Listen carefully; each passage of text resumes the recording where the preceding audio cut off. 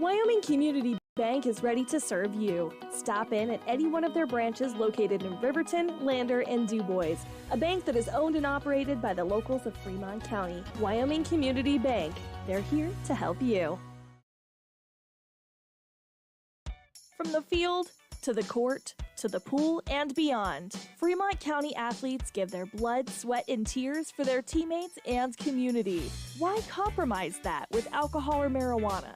Help your athlete make the most of their playing time by avoiding the dangers and impact that substance use can have on their performance and future. For more resources and information, visit FremontCountyPrevention.com. Why should you choose Lander Medical Clinic or Western Family Care for your health care? In addition to 4 locations in Fremont County, they also provide telehealth.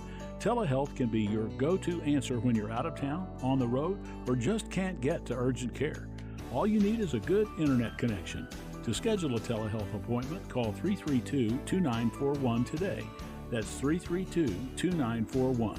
Lander Medical Clinic and Western Family Care. With telehealth, they're putting your health first every time. Good afternoon and welcome to the Hampton Inn and Suites pregame show here live on KTAK. The JV girls, about 2 minutes and 51 seconds left in their matchup, and the Wolverines lead 28-27. So we'll keep a little bit of an eye on that as we go through the pregame show here on KTAK. A reminder, if you are listening on the radio and would like to watch all the action, go to YO Today's YouTube page or go through our webpage. You can get to it via there. Also, go ahead, go to your app store on any Android, Google, or Apple device and download the YO Today app.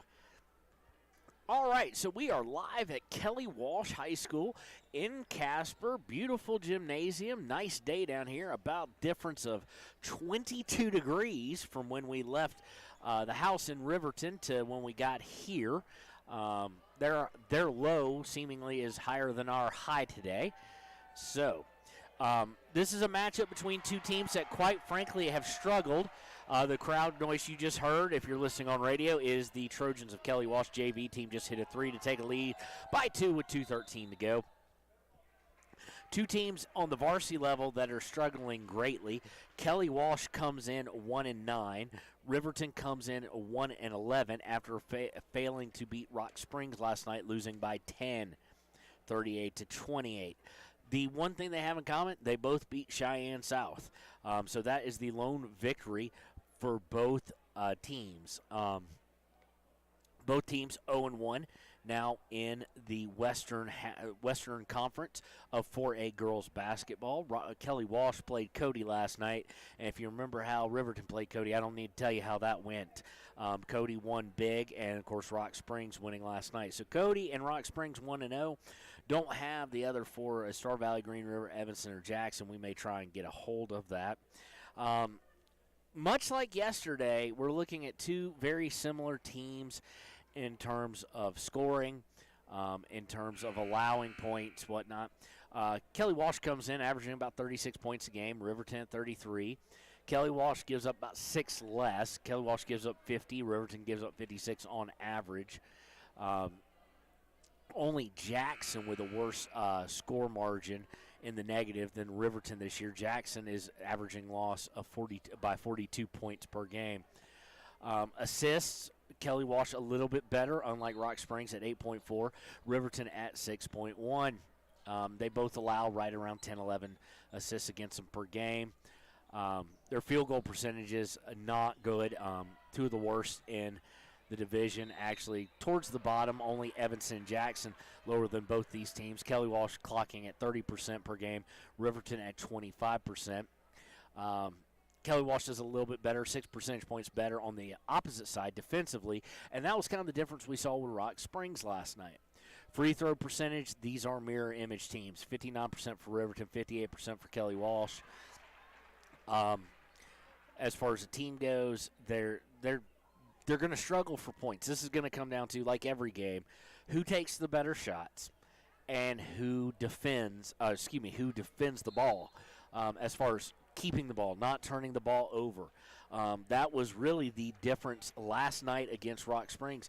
10-point difference, and it was 15 turnovers by Riverton to 5 for Rock Springs. So therein lied the difference, especially late as in the fourth quarter, game still in doubt. 4 points scored by Rock Springs last night, 3 by Riverton. Where it really kind of separated a bit was in the second quarter. And the second quarter this year, third quarter last year, has kind of been the bugaboo, if you will, for the Riverton Lady Wolverines, allowing a good amount of shots to go in, giving up runs, and not scoring. They were outscored last night 13-6 in the second quarter against Cody. Of course, not exactly fair to compare this, but it was 27-7. But the first quarter was bad, too. Cody, of course, along with East and Cheyenne, expected to contend for the state championship. But for now, you are listening to Hampton Inn Suites pregame show. We're going to take a break here and pay some bills, and then we'll come back with some more stats during the Hampton Inn Suites pregame show on KTAK. When repairs are complete after a collision, you expect your car, SUV, or truck to look like new. That's the service you'll receive at Stork Auto Body in Riverton. Professionalism and meticulous attention to detail. You can depend on Stork Auto Body, 841 Miniweb Avenue, Riverton. Want access to local news, sports, events, and more? Download the WYO Today app. Now available on all platforms. Stream your favorite radio station, submit something to buy, sell, or trade for deals on the dial, or view contests and special coupons. Better yet, the WYO Today app is the best way to access free HD video of Fremont and Hot Springs County athletics. It's all at your fingertips. Head to your app store or visit wyotoday.com to download the WYO Today app now.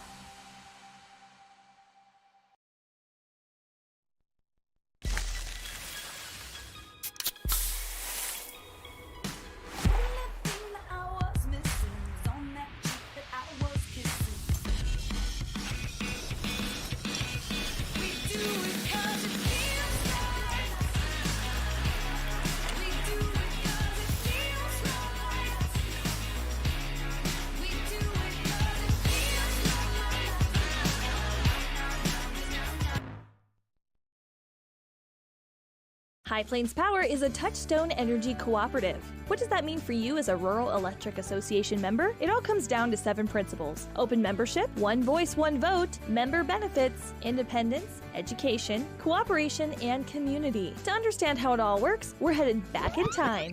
In 1879, electricity was in major cities, but rural areas were out of luck.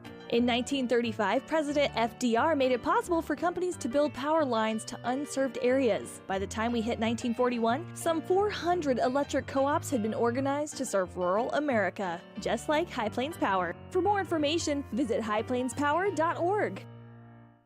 And welcome back to the Hampton Inn Suites pregame show. We are live from Casper, Wyoming, as Kelly Walsh, Lady Trojans, and Trojans will host the Lady Wolverines and Wolverines of Riverton. A couple things right now. Paisley Jackson, superstar junior for Riverton, averaging 11.4 points per game. That puts her in the top 4 overall in the state in in the West region, I should say, not state, West region. Kelly Walsh brings in Cindy Iskew. She is averaging just under 10 at 9.2. Crowd just got up because we have a foul here, and it was an and 1. Kelly Walsh going up by 5, chance to put it up by 6 with 39.3 seconds left. The concern is going to be Riley Alberts, and as she leads the defense of effort for Kelly Walsh. She is in the top 10 in steals in the West, averaging 2.4 and only 2.7 fouls per game. So I expect to see pressure defense, maybe not fully full court all the time, steal there by Kelly Walsh, up 6, 28.5 left in the JV game. Just kind of keeping a look on that. Does look like this one is about to be wrapped up with Kelly Walsh pulling away a little bit late. So steal's going to be a big-time kind of look here. 3-point percentage-wise, you've got a lot of people who can shoot at a decent percentage for Riverton. Talon Leesburg, Paisley Jackson, and McKay Fegler all over 30%. But they don't attempt a whole lot per game, with the exception of Paisley Jackson attempting 4.5. Sydney Eskew is there as well. She's number 4 in the West. Now, the real fear, block shots. Peyton Caruth, Kendi Davila, and Riley Alberts, who also on the Seals, all in the top 10 in the West on shot blocks or blocked shots. So that'll be an interesting thing to pay attention to. On paper, this is a fairly winnable game for Riverton. Like I said, they come in, you got 1-9 versus 1-11. And the scare, if you're Riverton, is going to be what kind of defense you show up on, because that is something that they seemingly have not been able to really crack down. They are getting across half court better against some full court press, with Cody being the main exception. But they have not been able to crack it in the half court. Much like their shooting, a lot of times they're passing. You'll notice, if you're watching on video, they're already passing the ball before they lay eyes on the player. So you got a lot of players on the recipient of the pass. So you've got a lot of players that are cutting towards the basket or whatnot, part of Coach McIntosh's offense. And literally the guards and the wing players are not seeing them already start the cut, and they're already throwing it before they look, and it goes out of bounds. A lot of unforced turnovers by Riverton. That said, it is Kelly Walsh and Riverton. Chance for the second win. Both of these teams probably have it circled as a very winnable game. Both teams played last night. We will see if legs has anything to do with it. Of course, with us, Riverton coming on the road, but Kelly Walsh just faced Cody. That's the horn, by the way. The end of the JV game, the Lady Trojans defeat the Lady Wolverines 37-29. So just playing Cody. Cody likes to move. They like to go up and down. They put a lot of pressure on you. Your guards are going to get winded. It's going to be a very interesting thing to see how that all plays out in terms of who has the fresher legs. I do know that Riverton left this morning at 8:30, so they had to get here for the JV games and whatnot. So we're about, I think they're putting 12 minutes on the clock, so we're going to be about 10 minutes behind. It was scheduled for a 2 o'clock tip, went a little bit longer, and we will be right back with more of the Hampton Inn Suites pregame show here on KTAK. The staff and board at the Fremont County Fair wish to thank everyone who attended the fair this year. Whether you enjoyed Family Day, a night event, entered a craft show, or showed your livestock, thank you for all your efforts. We'll be moving and grooving next year, so stay tuned. During winter storms, it doesn't take long for roads to turn slick. Snowfall is often accompanied by high winds, and blowing and drifting snow can make it difficult to see the road. Speed limits are based on dry pavement conditions and good visibility. Be ready to reduce speed and increase following distance. Crashes are twice as likely to happen when it's slick out, and it's usually because someone is driving too fast for conditions. Remember, when there's ice and snow, take it slow. This message is brought to you by WYDOT. You need an oil change, but you don't have a lot of time. Expressway Lubes on South Federal in Riverton and Highway 789 in Lander provide a fast, professional lube oil and filter change. Expressway Lubes, locally owned and proud to support our local student athletes.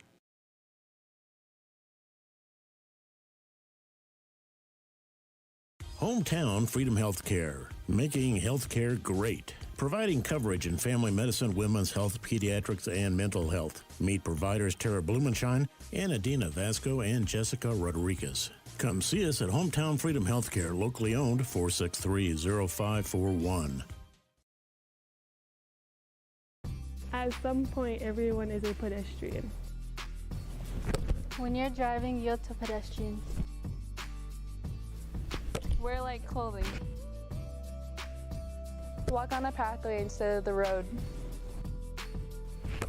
Look out for pedestrians. Avoid distractions like your phone. Look out for pedestrians, they're everywhere. We are the Wyoming Indian Lady Chiefs. We need you in our stand. Your car or truck is an investment. When it needs repairs, you need someone you can trust to do the job right. Take it to Gunner's Automotive. They repair all makes and models of cars and trucks, from oil changes to brakes, tires, and more. Gunner's Automotive, 856-2288. Riverton's Hampton Inn & Suites is proud to sponsor our youth athletics in Fremont County. Fremont County school athletics provide our youth timeless experiences and lessons that can lead to success for life. Setting goals, teamwork, and hard work make young athletes into good citizens. If your vehicle needs repair, you can depend on the crew at Extra Care Auto Repair. They can repair almost anything with wheels, gas, diesel, domestic, or import, and their work is top quality and reliable. Extra Care Auto Repair on North Federal in Riverton.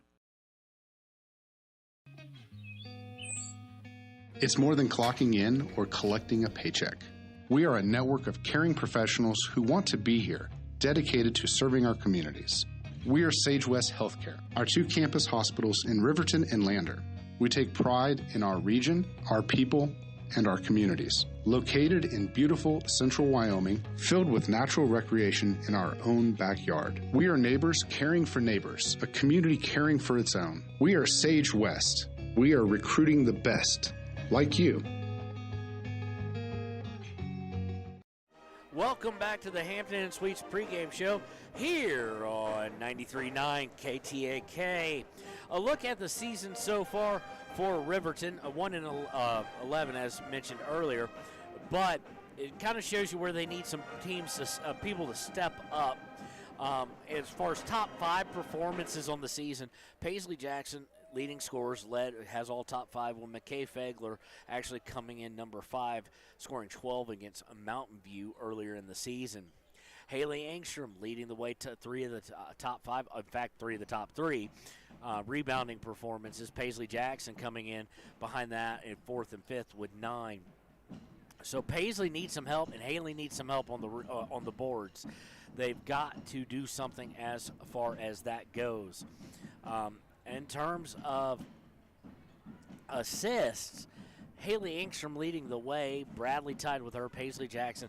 Very low assists. The top assist getters, Haley Angstrom, Olivia Bradley, and Paisley Jackson, each with 3 in 3 different games. So need some help on that. They need some people to step up. And who I'm looking at right now for tonight, or this afternoon possibly, is Olivia Bradley, depending on what Coach McIntosh decides when we get the lineup card. Olivia Bradley, of course, hadn't started the past couple games that I've been able to broadcast. Came off the bench, wasn't off the bench last game, but came off the bench last night and gave some good energy. Gave some really good energy and allowed them to actually keep things close. The other one, and you've heard me say this before, is Leesburg. Leesburg has something special, the freshman does. Now, the unfortunate part for her and for Morton and Paskett, if she gets in the game, and Cloudhorse, is that they just all played a JV game. So having just played a JV game, your legs are in question, especially Leesburg and Morton, well, especially all of those. They all contribute significant minutes during the JV, so they are limited in what they can do in the varsity game. But we shall see how this all pans out. The cure to a lot of those ills last night, besides the turnovers, would be if McKay Fegler can shake off her performance. Shooters got to shoot, but she was 0 for 11 last night. Just couldn't find the bottom of the basket, and she's a critical component if they want to get their second win today. So we're just under 6 minutes to go here until we tip things off with varsity action as the Lady Trojans will face the Lady Wolverines. We'll be right back on KTAK.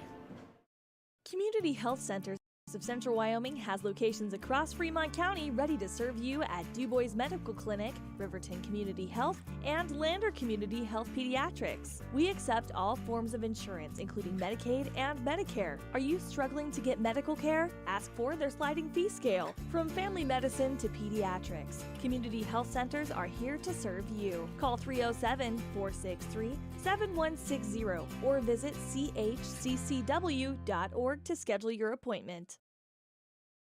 The choice is yours. Sutherland's Friends of the Family Plus Consumer Credit Card lets you choose from 5% off instantly at the register or special financing on qualifying purchases. That means no forms, no waiting, no rebates. You can choose 5% off instantly with your Sutherland's credit card. Got a big project? Choose special financing. The choice is yours with Sutherland's Friends of the Family Plus Consumer Credit Card. Subject to credit approval. Minimum monthly payment required. See store for details. Only at Sutherland's.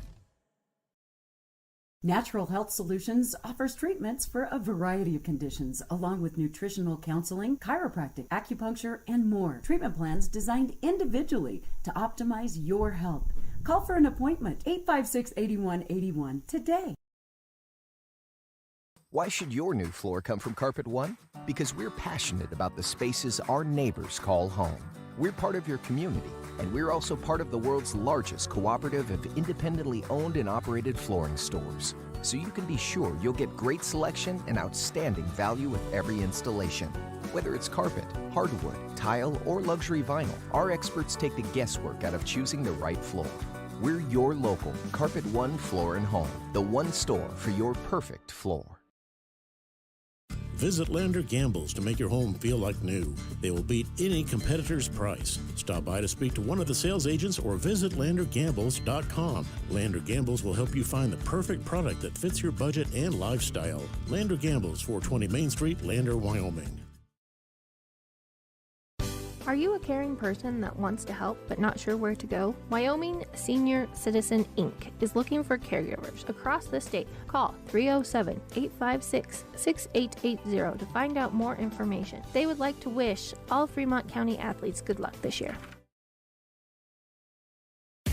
Jay Collins here, and I want to wish all the Fremont County athletes good luck this year. Stop down at Fremont Chevy to talk sports and let me help you purchase your next vehicle. Jay Collins, your local sales professional at Fremont Chevy Buick GMC, 307-349-7846. At Teton Therapy, our people make the difference.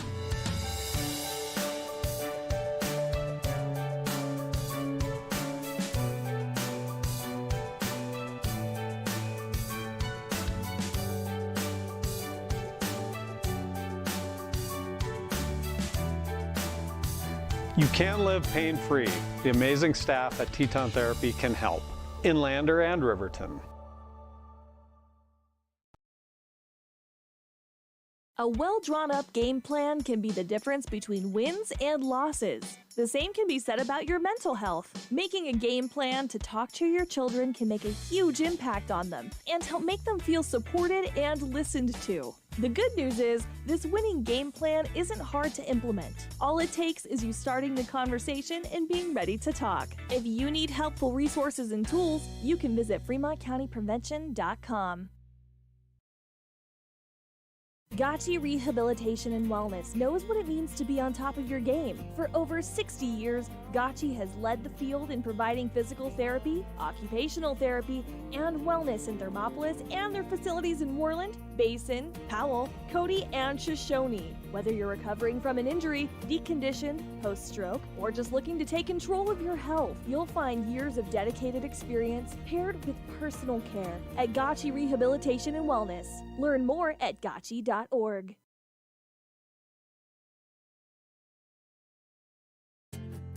From one corner of the state to the other, over 82% of Wyomingites wear their seatbelts. And to the 18% who don't, we say, let's buckle up for life, Wyoming. And welcome back to the Hampton Inn and Suites pregame show. The Kelly Walsh Band having a good old time here as we are under 1 minute to play, 1 minute to go before action tips off. I do expect we will get a national anthem here That's kind of the norm.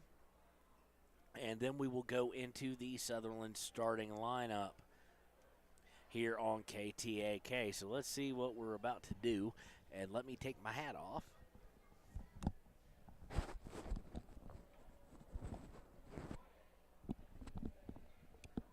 I'm sorry, that was way too loud taking my hat off.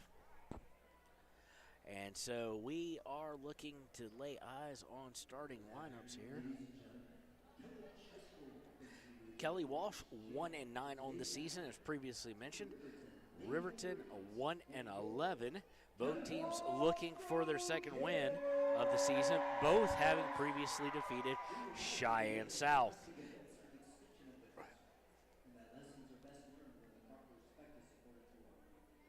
So now we are going to have the national anthem. We will take a listen here and pay our respects. Oh, never mind. They're going right into starting lineups. Nope. So your starting lineups are going to be, the Sutherland starting lineup is going to be number 3, Macy Brown, number 10, McKay Fegler, number 11, Ella Judd, number 21, Paisley Jackson, and number 24, Riley Johnson. Of course, Riverton, coached by Coach McIntosh. Now, for the host team, Kelly Walsh Trojans, their Sutherland's starting lineup are as follows. They'll have a little more of a production here, I'm sure. They do.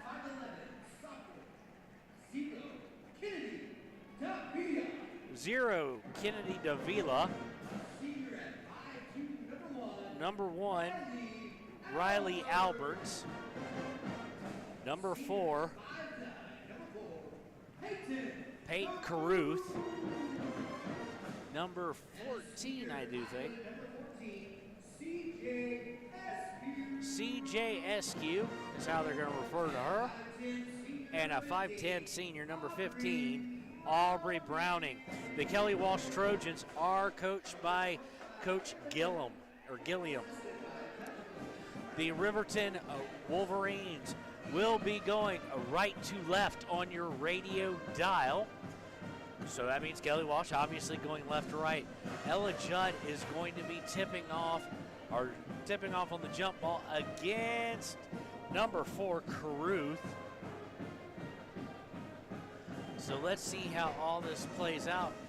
Decent little crowd here, decent crowd actually, for a Saturday afternoon game. Last year we had a little bit lesser crowds, although we did not come to Kelly Walsh. Tip is up, and Ella Judd got the tip, but it goes right to the Trojans, so they'll actually win that. The home team will. It's tipped out of bounds, though. She's going in for a layup and will remain with the Trojans. Inbounded to Eskew. She shoots a 3. She's going to be way off target, but offensive rebound secured by Caruth. They get it inside. I'm sorry there. I was trying to lay eyes. We're in a nice cat nest, but to do stats and call a game, I'm kind of looking through, basically it looks like prison bars. And thanks to Connor for telling me to take Sutherland's starting lineup. We thank them and Hampton and Sweets pregame showdown. It is 7:42 to go in the first quarter. We do have a foul. That foul was on Paisley Jackson. Not what we want to see. First free throw, it was a shooting foul. Number 15, Browning going line. She hits the first. That was team first for Riverton. Jackson's first. Don't need her in foul trouble. Second one is up and good. So it is 2-0 Kelly Walsh. They scoring from the free throw line as we go under 7 minutes and 40 seconds to play in the first quarter. Johnson has on the right wing. Johnson looking to drive baseline, gets it underneath the Fegler, puts it up, and just misses. But she does get the foul called. And that will be against, we've got weird look at the scoreboard too, we do apologize. Eskew, her first, team first for Kelly Walsh. Shot is up and Fegler misses the first one.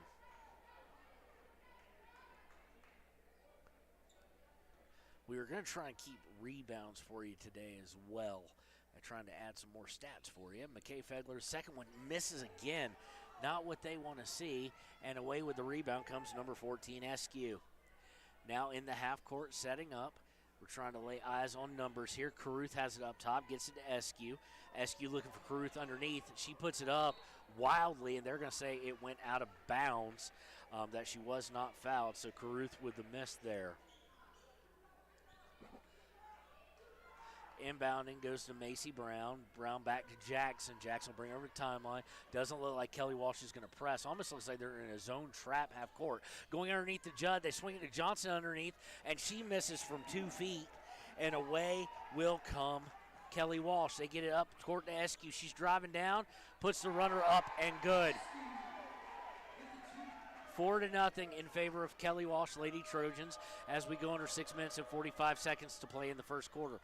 Going inside to Johnson. Johnson kicks it all the way out to Macy Brown for 3. No good is Brown, and it will stay with Riverton here.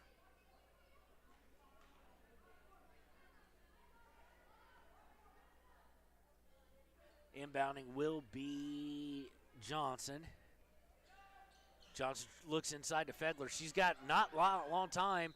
She bangs it off the knee of Caruth there so she can reset the 5-second call without Coach McIntosh having to call a timeout. Not a lot of movement. Nobody really helping out on that. This time they go out deep into the front court towards half court to Judd. They've popped Jackson open for 3. No good. Rebound is going to ping pong off some players. Goes out of bounds. It will remain with Riverton. Riverton right now 0 for 4 from the field. Johnson looking inbound, gets it in, and it's going to be a turnover. She was trying to bounce pass it to Jackson, and it went off her knee and right into Johnson's hands. The only problem was Johnson was still standing out of bounds. So first turnover of the night. Bringing it up is Alberts. Alberts gets it over to Eskew. Eskew looking to drive towards the baseline from the left wing. Comes back out as she's turned away. Back out to Alberts. Alberts on the perimeter gets it over to Caruth, who then finds Davila. Davila goes inside to Caruth. Back outside to Alberts. Fake to 3. Dribbled in. Shot from 15. No good. Rebound. Again, going to ping pong off a bunch of people. But it is going to stay as it goes out of bounds with the Lady Trojans of Kelly Walsh. On the inbound, swinging around the horn, winds up in the hands of, I'm trying to lay an eye on that number. I'm having a hard time. I do apologize being way up here. Alberts now has it, though, on the right corner baseline. Ignores the screen, goes up top to Caruth. Caruth out to Eskew, back underneath to Caruth. She tries to turn and put it up. No good, but she will be fouled. She'll be shooting 2. We're on the opposite side of the scores table, so we have to wait a few seconds to get the call there, see who it was on. It's on number 11, Ella Judd. That's her first, team second of the half. Caruth takes about 4 or 5 dribbles, puts it up, and is pure. So right now we've had 1 field goal made by either team with 5:40 mark in the first quarter, still early. Caruth puts the second one up, no good. Rebound by Johnson. Johnson coming away with the rebound now in the half court. They're looking underneath for Ella Judd, and a just not well done pass there leads to the second turnover well over Ella Judd's head and goes out of bounds. So second turnover of the day for Riverton. Coming down the court is Alberts. She uses a screen, looking to drive all the way down, loses control of it, and there's that first turnover of the day against Kelly Walsh. Cloudhorse now checking in. Let's see if we can lay eyes for who she's coming in for. She comes in and gets, I can't see from here, so I guess I'll just look and see who's still in the game. She came in and got Johnson. Jackson to Fegler for 3, no good. Gonna basically turn it right back over. Now there's a scrum for the ball. Fast break by Kelly Walsh, and they come away with it nicely. So, and then they're going to get a turnover on a backcourt violation. So that kind of went nuts there. and we'll get the camera on it as soon as we can. Let's go down a little bit with the camera here. Try and get a little bit better view for you. There we go. Riverton, nice pass to Cloudhorse. She puts it up and good. Nice passing, a dribble drive by Fegler, and then she got it to Cloudhorse, and Riverton is finally on the board. Score is 5-2. They swing it to Eskew. Does Kelly Walsh for an open three, and she is money from there. 8-2 in favor of Kelly Walsh now. Bringing it all the way up, and they're going to turn it over. It was Jackson trying to hit Brown, went through Brown's hands, and unfortunately there is the fourth turnover of the day for Riverton. Bringing it up is Alberts. Alberts looking to drive all the way. Nobody stops the ball. She misses, though. They swing it out to Eskew. She shoots a three, airballs it. Rebound again. We're not going to keep rebounds for you, by the way. They swing it all the way to 15. In and out by Browning. No good from three. And then just not boxing out. Eskew, I think it is. Yes, 14 with the shot. It goes in, and she draws the foul as well. Foul is going against Paisley Jackson. That is her second. Team third, Olivia Bradley comes in for her.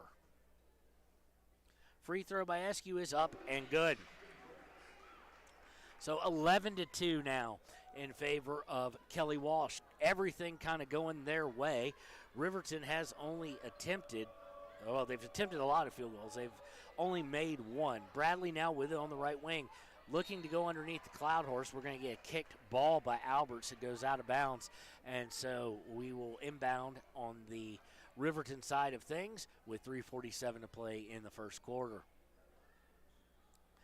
Fegler going to be inbounding. She goes for Cloudhorse, kind of deep towards three-point line, and it's going to bounce around. Going to be a turnover, perhaps? No, it's going to go out of bounds off Kelly Walsh. A poorly thrown ball. Cloudhorse could go up and get it, but it wasn't thrown high enough, and it led to a deflection by Kelly Walsh, and then ping-ponged around like a pinball. Fegler inbounding, gets it to Brown, I do believe. Yes, Brown up top to Judd, over to Olivia Bradley on the left wing. Bradley to Fegler. Fegler looking to drive towards the free throw line, kicks it out to Brown. Back to Fegler. Fegler going to shoot a three. No good. So she is 0 for 3. Rebound comes away to Kelly Walsh. Alberts looking to break for them. Gets it, swings it all the way down to Browning. Browning gets it back up top to Alberts. Back to Browning around the top of the key. Inside to Carew. She spins, puts it up. No good. Rebound by Ella Judd. Judd gets it to Fegler, and here comes Riverton looking for more points. Fegler gets it to Bradley on the left wing. Bradley going to dribble up top around the three-point line towards the top of the key. Bradley looking for somebody, and she's going to throw it away. And that's what I was talking about in the Hampton Inn Suites pregame show. Macy Brown had started her cut as part of the offense. Bradley was not looking at her, but started the pass before it ever happened. So that's why the turnover occurred. Turnover number 5 was she was passing to nobody was there. And that's some things that got to be cleaned up a little bit for Riverton to get back into this ball game. 11-2, 2:42 to play. They swing it underneath to Browning. Browning up top, back out to the wing for a three by Davila. Davila hitting from 3, and we've got a timeout as it's now 14-2. Timeout by Riverton. It will be a full at the 2:33 mark in the first quarter. It is 14-2. All Lady Trojans of Kelly Walsh. We'll be right back on KTAK. Snyder Signature Properties would like to give a huge shout out to the local sports of Fremont County. They are here to support your team and your local home real estate needs. Call today to see how Snyder Signature Properties can help you buy and sell your next property. Good luck to all Fremont County athletes. Is your resolution this year to be healthier? You may have made a commitment to improve your physical health, but don't forget about your financial health. Atlantic City Federal Credit Union is listed as one of the healthiest credit unions in the U.S., and we are the healthiest credit union in Wyoming, according to depositaccounts.com. Don't risk having your accounts anywhere else. Become a member today and accomplish your first resolution by becoming healthier. Financially speaking, that is. Federally insured by NCUA. Open your eyes to a credit union. Atlantic City Federal Credit Union. And welcome back to Kelly Walsh High School and KTAK's broadcast of Riverton High School basketball. It's 14-2 in favor of the Lady Trojans of Kelly Walsh. Riverton having a hard time really setting anything up. Bradley has it on the right wing. Bradley picks up a dribble out up top to Judd. Judd swings over to Fedler on the left wing. She drives down, puts a spinner around, up, and no good. So Fedler's shooting woes continue. Getting it up top to Caruth, not to Caruth, that's Davila. Davila over to Eskew for three. No good by Eskew. Rebound comes away, secured by Brown of Riverton. Brown coming up to the top of the key, swings over to Bradley. Bradley on the left wing, looks to drive to the free throw line, picks up a dribble, back up to the top of the key to Judd, over to the right wing to Brown. Back up top to Bradley. Bradley goes back to Brown on the right wing. Screen by Judd. They pop it to Cloudhorse, who cut up top to Olivia Bradley. Cloudhorse trying to set a screen, not there. Bradley picks it up, gets it back up top to the key to Judd, back to the right wing to Fegler, and the students are deciding to hound Fegler every time she touches the ball. Bradley to Fegler. Fegler now has it, runs off a screen, stops at the free throw line, gets it back out to Judd. Judd drives, puts a runner up, no good. Rebound, gets her own rebound, puts up no good, but she is fouled. So doing that one all by herself. The foul is going to be against, let's see here, they'll put it up here in a second. She is going to be shooting two. It got really quiet for an away player to be shooting. And she missed it anyway. Maybe that was the plan. So Judd with it, misses the first free throw attempt. Foul was, by the way, on Browning, her first. Team second. Judd puts the second one up and is too strong off the board. And ball's going to actually be fought for on the rebound. It's going to go out of bounds and it will stay with Riverton. A minute 01 left in the first quarter. It's 14-2. Riverton just having a horrible time getting anything set. They inbound it to Cloudhorse. She drives in, puts it up and good. So Cloudhorse has four. She trails 14-4. She has all the points for Riverton. Swinging around up top away from the basket all the way to Caruth on the right wing is Kelly Walsh. Caruth brings it up, picks up her dribble, has to pass it out to Curry, who's now in the game. Looking for a break. Alberts does so. Lost kind of her footing a little bit, so she had to pass it back out. Shot is missed by Hill, I do believe. I think that's who's in the game. Hill missing the two, and Riverton comes away with it with 20 seconds left.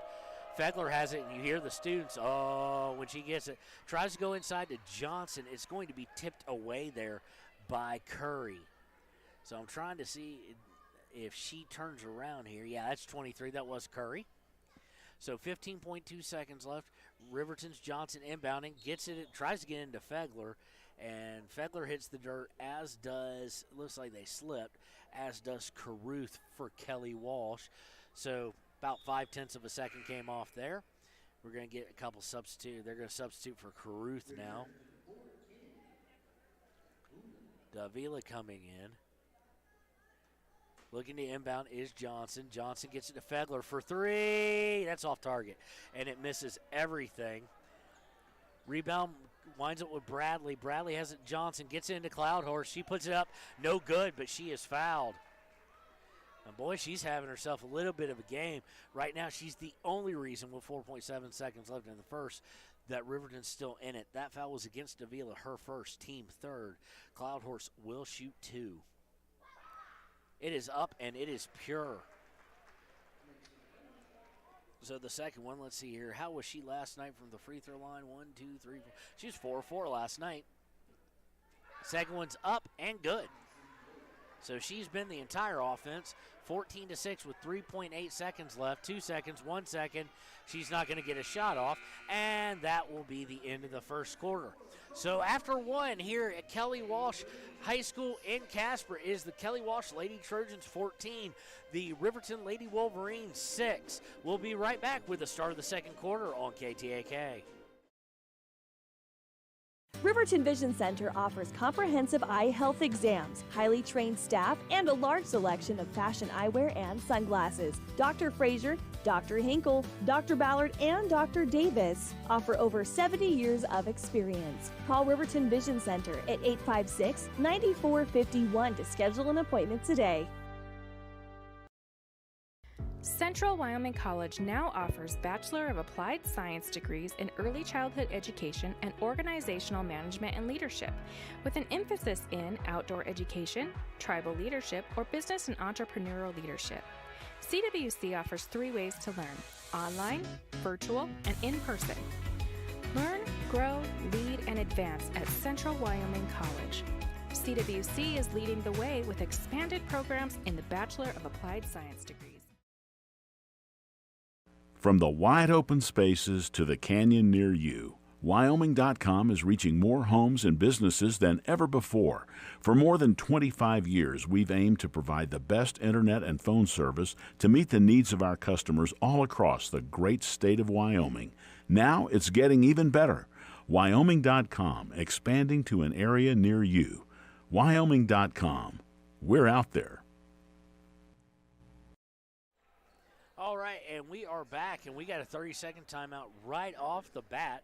Riverton was able to inbound it, but then they turned around and got trapped in the corner. Fegler did, and so we had a timeout on the floor. I do believe just 30 seconds, so we'll stay with it. Cloud Horse leading the way, obviously, for Riverton. She has all 6 of their points. Leading scorer for Kelly Walsh is about what you'd expect. It is Eskew with 8. So there is the buzzer. Let's give you a look at who is on the floor for you here to start the second. You've got Cloud Horse, Jackson back in. She does have 2 fouls. Johnson, I do believe. Yes, Johnson's in there, along with Fegler and Bradley. So that is who you're starting the second, and they immediately turn it over after the timeout. And I gave that to the wrong team there. And driving down the middle is I can't lay an eye on the number. She gets fouled, though. It's Eskew. I should have known. I know she's got the 2 pigtails in the back. They're really thin. Eskew fouled. She missed the shot, but will get 2 free throws. First one is up and good. That's 15 points now, and that gives her 9 points on the day. Looking for number 10 is Eskew. The shot is up and rattles home good. 16-6. Bradley on the inbound. Looks like they're going to set up some sort of half-court type pressure is Kelly Walsh. Bradley dribbles it, gets it to Jackson.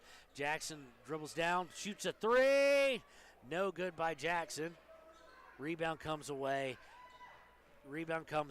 to Kelly Walsh. Eskew now has on the right wing. She's guarded by Johnson. Back up top to Caruth. Over to Alberts. Alberts looking to dribble to her left. Gets it to Davila. Davila looks inside, doesn't like what she sees. Now she does on a pick. Set up for Caruth. Caruth puts it up, no good. And we are going to have all sorts of chaos on the floor. And we will have a held ball. The possession arrow, I don't know what it's worse than. If I didn't have enough sleep last night, Connor. I can't think of something this time.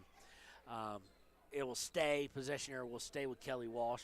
They inbound it. Up top, Alberts over to Davila underneath. Back out to Alberts. Alberts lets drive. Kicks it over to Caruth. No good. Missed. Not Caruth, excuse me. To Davila, who missed from 3. And away comes Riverton with it. Jackson looking to go all the way, and she's absolutely rejected. She didn't see that coming, and a fast break attempt is going to be missed by Alberts, but we are going to have a foul. Let's see who that one's going to be on. I do believe Olivia,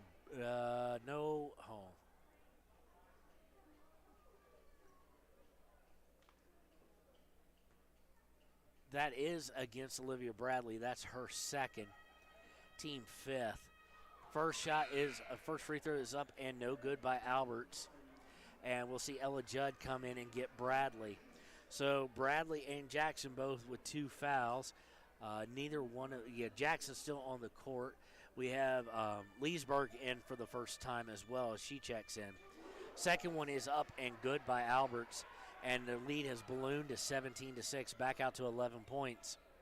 Leesburg brings it up, gets it to Jackson. Jackson on the right wing. She's looking to drive.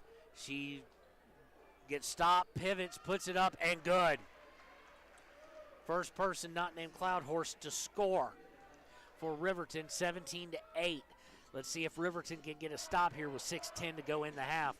They hit Eskew down towards the baseline, out for a 15-footer from 13. Hits everything and falls. That was by Browning, I do believe. I'm trying to lay eyes on who that was. That was by 13, excuse me. That's Cordenas who scored. 2 points there scored by I don't know who, because I was looking down. I'm trying to lay eyes on it. Jackson it was, excuse me.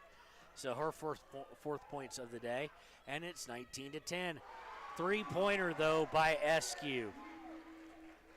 She's just mounting up some stat sheets, taking very good shots, too. Riverton coming down. Johnson has it, gets it. Jackson from 18, no good.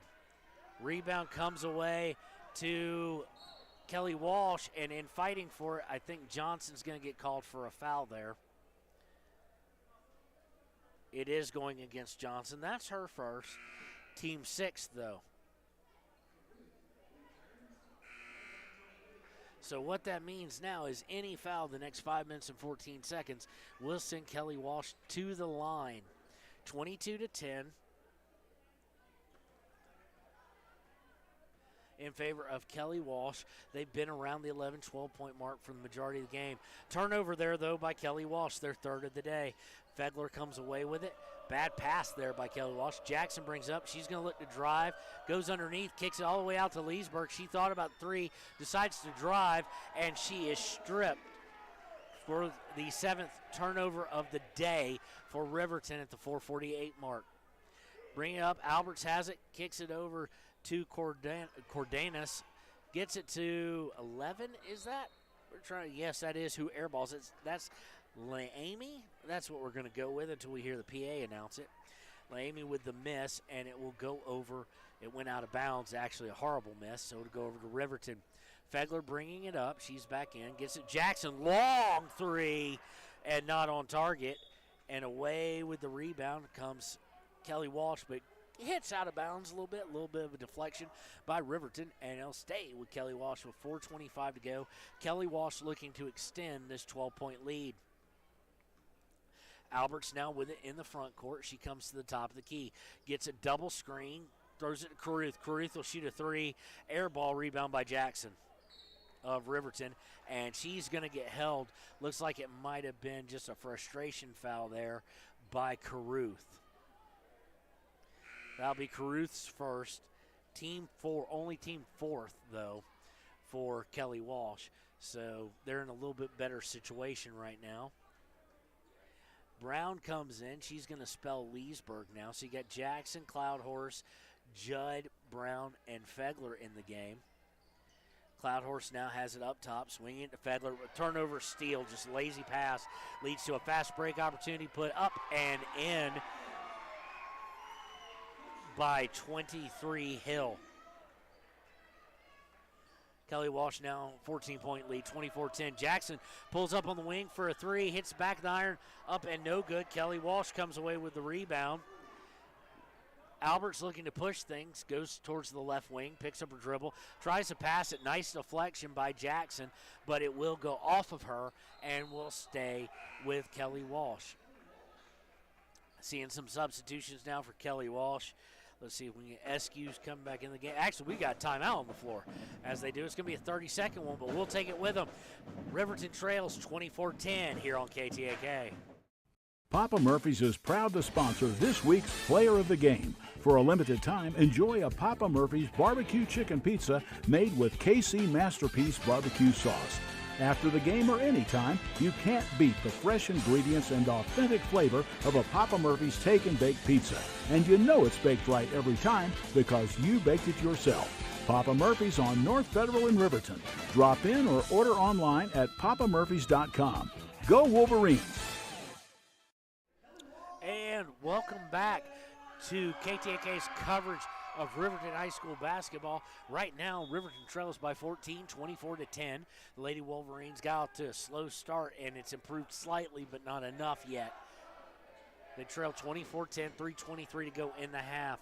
Caruth has it, trying to hit somebody on a cut. Nice steal there by Jackson. Jackson's going to bring it up. She goes towards, gets it out to Cloud Horse. Cloud Horse shoots from 15. She is fouled. She misses, but right now, every time she touches the ball, good things happen. So let's see who the foul's going to go against. It's going to go against number 4, Caruth. That's her second, team 5th. So Cloud Horse, an opportunity to add 2 more. First free throw's up, hits back iron, side iron, and no good.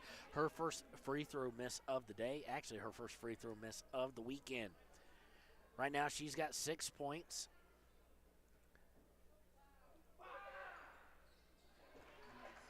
She hits the second one. So it's now 24-11. She now has 7 points. Jackson with 4, and they're the only scorers for Riverton. Swinging around the horn is Kelly Walsh. Neither team really pressuring in the full court, at least as of yet. Eskew has it. She's going to stop from 17 and drain it. Boy, that girl can shoot and she can score. Well, if she can shoot, she can obviously score. 26-11. She is by far the best player probably on the floor today in the girls' action. Jackson with on the right wing. Stop. She's going to attempt a 17-footer, and she's off target.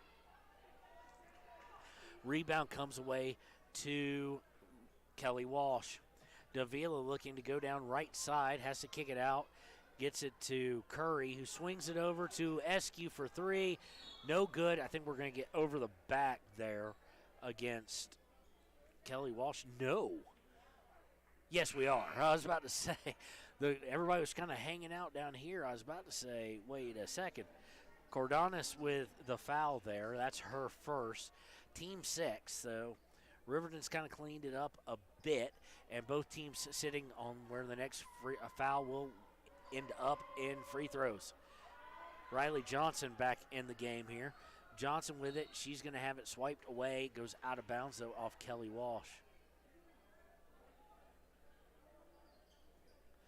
Inbounding is going to be Johnson. On the floor, you got Brown, Johnson, Judd, Cloud Horse, and Fegler. Inbound is to Brown, but it's going to lead into a tied ball, I do believe. That's what it is.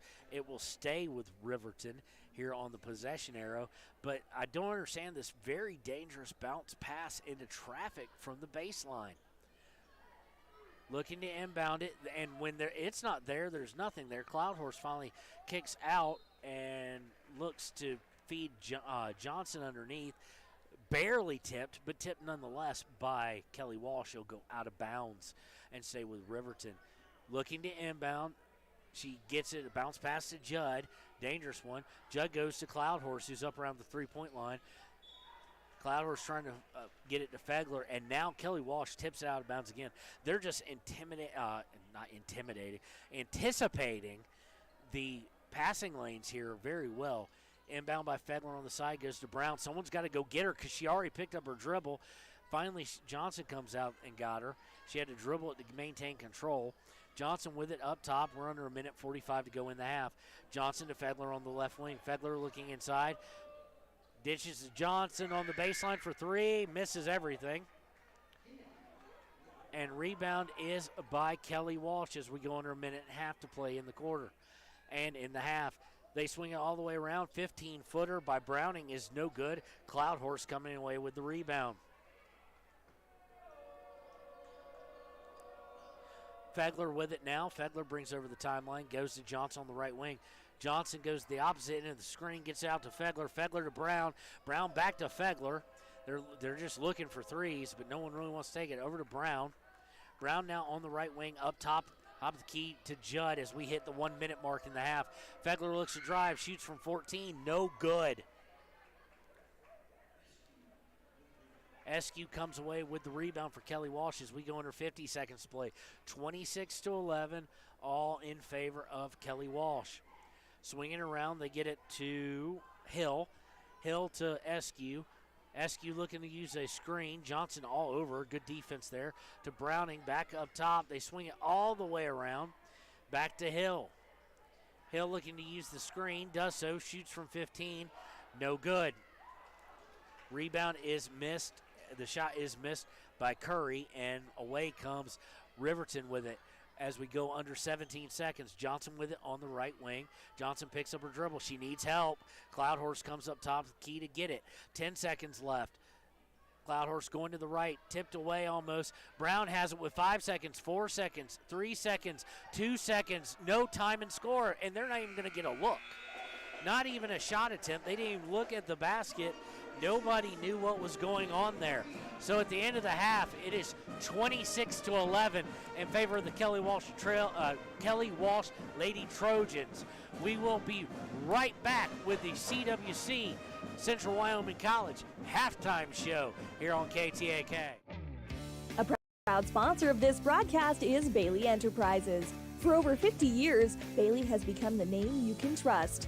With Pit Stop Travel Centers, you can fuel up and stock up on trip snacks at locations all over Fremont County. You can also put your trust in Bailey Tire and Auto for service to keep handy for those times when your luck runs out on the road.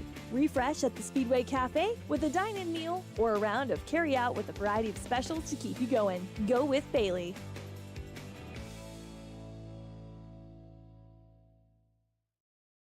Wyoming Community Bank is ready to serve you. Stop in at any one of their branches located in Riverton, Lander, and DuBois. A bank that is owned and operated by the locals of Fremont County. Wyoming Community Bank. They're here to help you. From the field to the court to the pool and beyond, Fremont County athletes give their blood, sweat, and tears for their teammates and community. Why compromise that with alcohol or marijuana? Help your athlete make the most of their playing time by avoiding the dangers and impact that substance use can have on their performance and future. For more resources and information, visit FremontCountyPrevention.com. Why should you choose Lander Medical Clinic or Western Family Care for your health care? In addition to 4 locations in Fremont County, they also provide telehealth. Telehealth can be your go-to answer when you're out of town, on the road, or just can't get to urgent care. All you need is a good internet connection. To schedule a telehealth appointment, call 332-2941 today. That's 332-2941. Lander Medical Clinic and Western Family Care. With telehealth, they're putting your health first every time. When repairs are complete after a collision, you expect your car, SUV, or truck to look like new. That's the service you'll receive at Stork Auto Body in Riverton. Professionalism and meticulous attention to detail. You can depend on Stork Auto Body, 841 Miniweb Avenue, Riverton. Want access to local news, sports, events, and more? Download the WYO Today app. Now available on all platforms. Stream your favorite radio station, submit something to buy, sell, or trade for deals on the dial, or view contests and special coupons. Better yet, the WYO Today app is the best way to access free HD video of Fremont and Hot Springs County athletics. It's all at your fingertips. Head to your app store or visit wyotoday.com to download the WYO Today app now.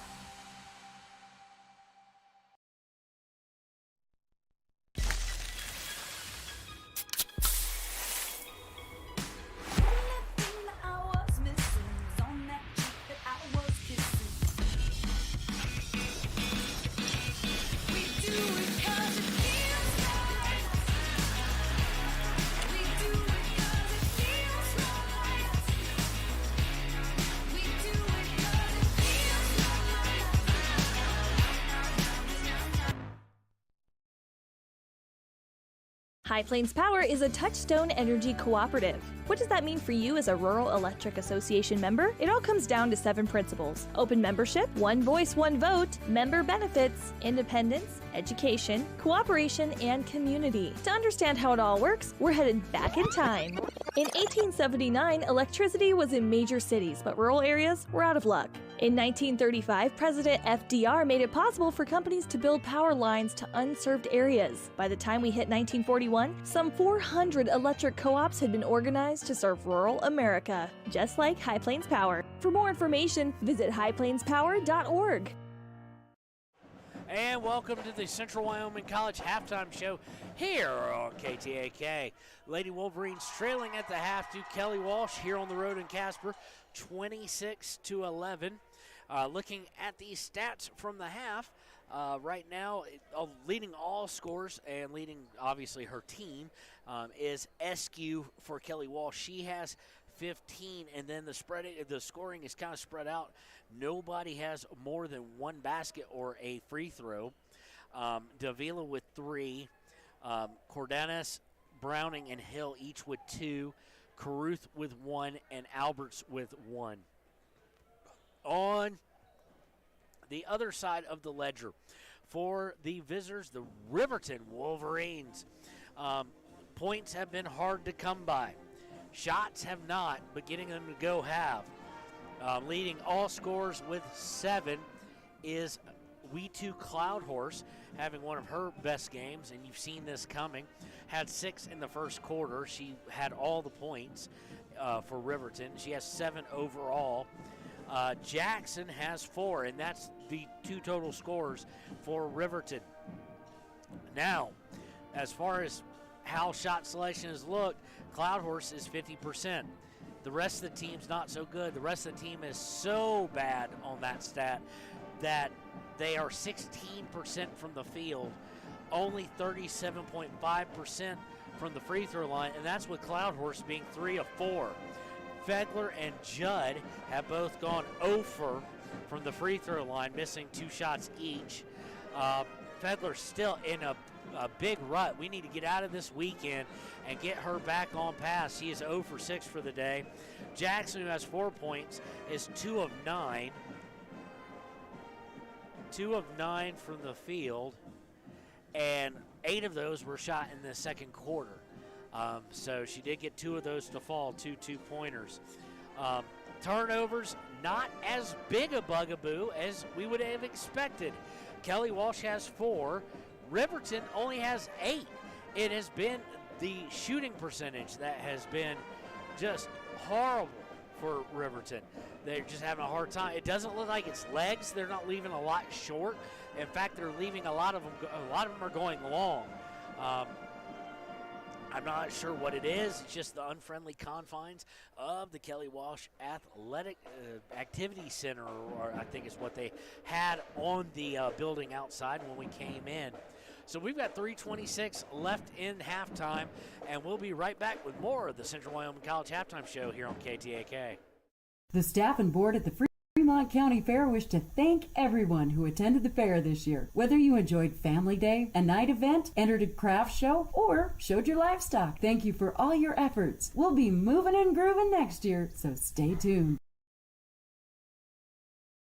During winter storms, it doesn't take long for roads to turn slick. Snowfall is often accompanied by high winds, and blowing and drifting snow can make it difficult to see the road. Speed limits are based on dry pavement conditions and good visibility. Be ready to reduce speed and increase following distance. Crashes are twice as likely to happen when it's slick out, and it's usually because someone is driving too fast for conditions. Remember, when there's ice and snow, take it slow. This message is brought to you by WYDOT. You need an oil change, but you don't have a lot of time. Expressway Lubes on South Federal in Riverton and Highway 789 in Lander provide a fast, professional lube, oil, and filter change. Expressway Lubes, locally owned and proud to support our local student athletes.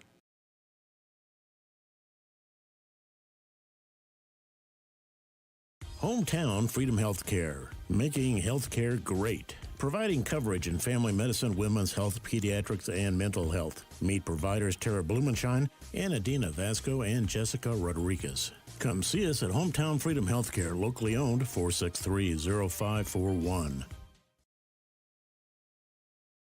At some point, everyone is a pedestrian. When you're driving, yield to pedestrians. Wear light clothing. Walk on a pathway instead of the road. Look out for pedestrians. Avoid distractions like your phone. Look out for pedestrians, they're everywhere. We are the Wyoming Indian Lady Chiefs. We need you in our stands. And welcome back to the Central Wyoming College Halftime Show here on KTAK.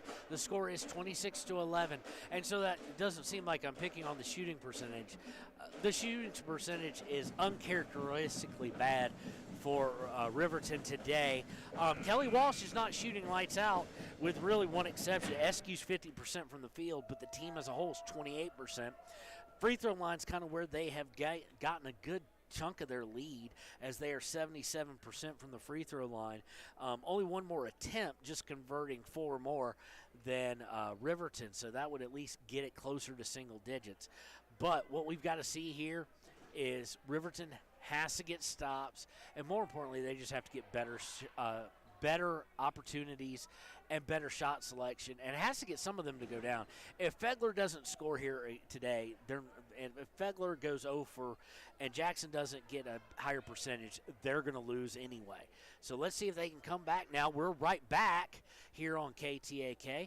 Inbounding the ball will be Kelly Walsh because of the possession error. Kelly Walsh going right to left on the radio dial. They are going to start with, it looks like Alberts is out there. Alberts to Eskew. Eskew for 3 is good. Not how you want to see it start if you're Riverton. Caruth is in there as well. I expect to see Browning. There she is. And Davila, yes, there she is. Swinging around. 3's going to be shot by Brown. It is up and no good. Rebound is by Fegler. She misses from point-blank range. Stolen away, though, there. Fegler puts it up. Too hard off the backboard from point-blank again. So just not her day, really. Not her weekend, per se. So Brown in, Fegler in. Let's see who else is in there. It is the starters again.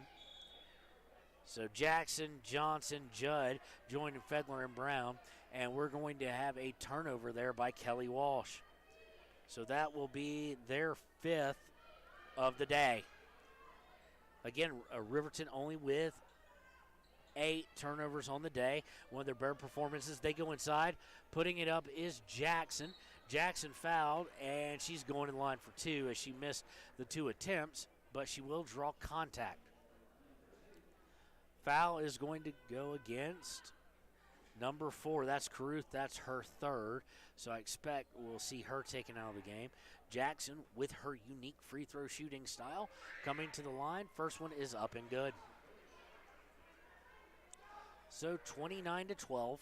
After the 3-pointer made by Eskew to start things off.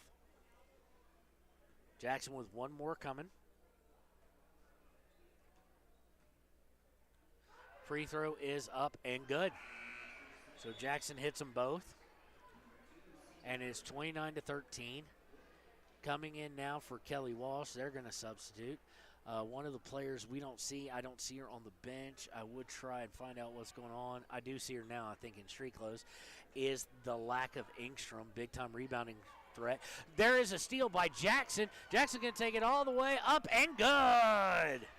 Nicely done by Jackson. Needed that a little bit more, 29-15. Nice steal there by Jackson. She clogged the passing lanes there.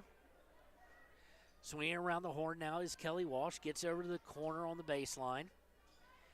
Bringing it up is Eskew. She's going to stop from 17. No good. Rebound is going to go to Kelly Walsh. A 3 is going to be shot. And we've got somebody hurt. I think Alberts may be hurt as she came up holding her side. Now she looks like she might be okay, but she was holding her side after that shot. Rebound went to Riverton. Jackson's going to get it, drive the lane, and good. Jackson with a quick 6 points, 2 from the field, 2 from free throw land, and it's now down to 29-17 with 5:52 to play in the third. Looking inside, they get to Browning. Browning puts it up, no good. And we're going to get a foul, 2 shots. That was a late foul based on when the shot went up. But Browning is going to go to the line. Let's see who they whistle that on. Don't want it to be 21, really, and don't want it to be 1, but she's not in. So that foul is the first against Riverton. It's going against Riley Johnson. Browning will shoot 2. First one, no good. And someone for Riverton, like a student there, trying to get her to miss. Nicely done there, whoever you are on the other side of the gym for me. She's doing it again. Browning sets, shoots, and Browning, a little interesting fashion statement for you at home. She has one blue shoe, like sky blue, and one just bright yellow shoe on. They get to Jackson after the make. She's going to shoot a 3. Oh, in and out, no good. And the ball is going to go out of bounds, and it is off of, they're going to say it went off of Riverton. That's interesting because Browning was the only one near it, but okay. 5:35 to go, 30-17 in favor of Kelly Walsh. They're going to drive the lane and get an and 1 there. Just no one took the ball and stopped it until late. That is by, I'm trying to lay eyes on who's got that. That was Albert scoring there. Foul is against Macy Brown. That's her first. Team second. And Alberts puts it up and good. So of all the good things that just happened, it's now back out to a 16-point lead. Higher than it was at half where it was 15 points. Fegler with it, going to get it to Judd. Judd looking to drive down, puts it up and good. Judd muscled it up and got it in there, and her first 2 points of the night makes it 33-19. It's still within striking distance. They just got to get some stops now. It was their shooting that was bad earlier. Now that's figured itself out. They're going to kick it to Eskew, who's going to shoot a 3. She's going to be off target. Rebound is going to go out of bounds after they fought for it, but it will stay with Kelly Walsh. Livia Bradley and We Too Cloudhorse now checking in. We'll watch Bradley here. She does have 2 fouls. Cloudhorse right now is still at 7 points. The leading scorer is switched over to Jackson. Off the inbounds, they're going to get Eskew. Shoots a 3, no good. Judd comes away with the rebound. So Eskew getting cold would be very, very profitable for Riverton, you would assume. Fegler to Jackson. Jackson over to Cloudhorse on the right wing. She gets it to Judd. Judd looks to bring it up top, gets it to Bradley. Bradley backs up. Now coming towards the top of the key, goes to Jackson on the right wing. Jackson looks to make a move, gets it to Judd. Judd going inside, puts it up, and no good, but she is going to be fouled. Foul is going to go against, let's see here.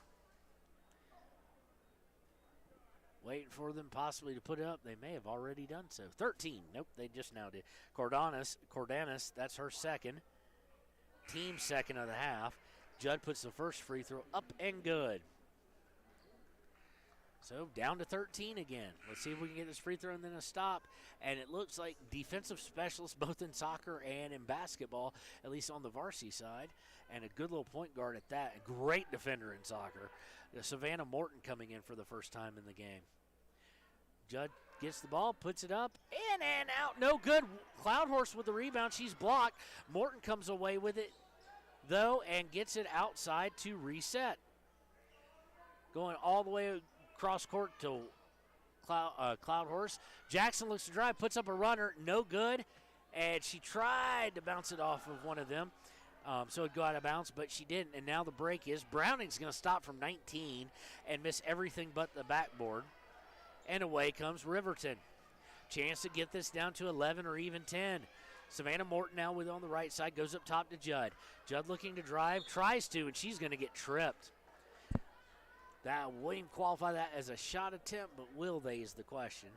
Yes, they are. They are going to say it was a shot attempt, so she missed it, but she barely got the ball up and out. Nope, they're not going to say it was shooting. So we'll eliminate that attempt.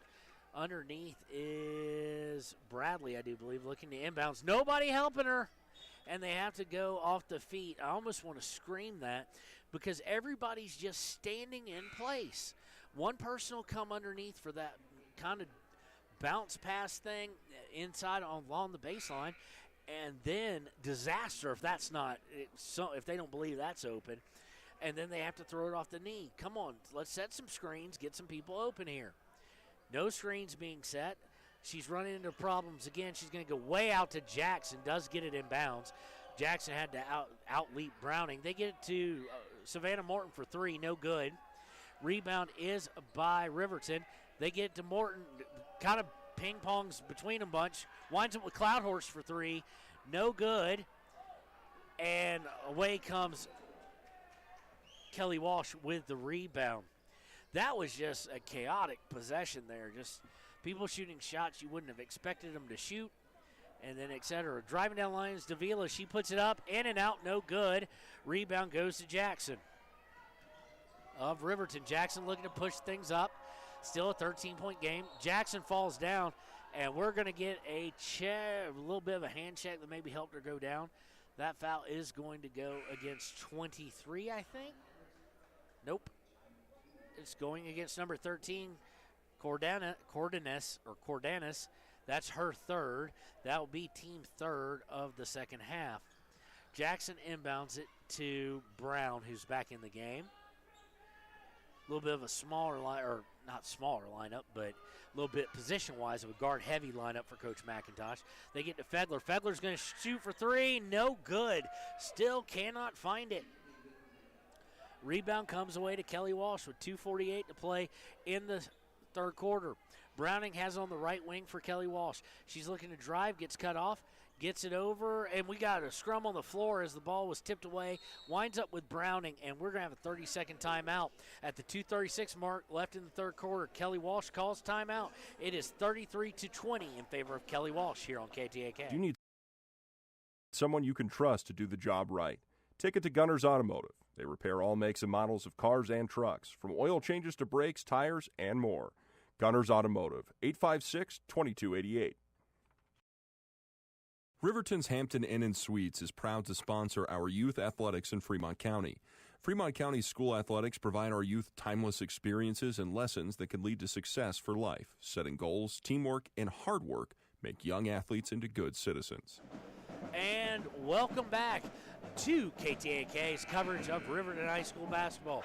2:36 left in the third quarter. Kelly Walsh Lady Trojans 33, Riverton Lady Wolverines 20, and they have just been unable to get it any lower than that. Shooting percentage a little bit better this half, but again, the only 3 people with points in the entire game for Riverton. Cloudhorse having a great game, has 7. 10 points for Jackson and 3 for Ella Judd. Inbounded by Kelly Walsh out of the timeout. They're going to shoot a 3. Davila is no good. Riverton comes away with the rebound. Bradley crosses the timeline, looks to get it to Fegler. Fegler looks to drive down to the post, kicks it back out to Bradley. Bradley runs into Fegler, looking to drive, kicks it to Fegler for 3. Still no good. Rebound comes away, baseball pass. They've got a bit of a break. Riverton does get back. 13 has to pick it up, that being Cordanis, who has 3 fouls. Gets it to Browning. Browning looking to drive, stop, shoots from 10. No good. Rebound comes down to Lamy. Lamy, that is what it is. So I got that one right. That's her first points of the day, and it's up to 35-20. Bradley now within the half court, neither team pressuring.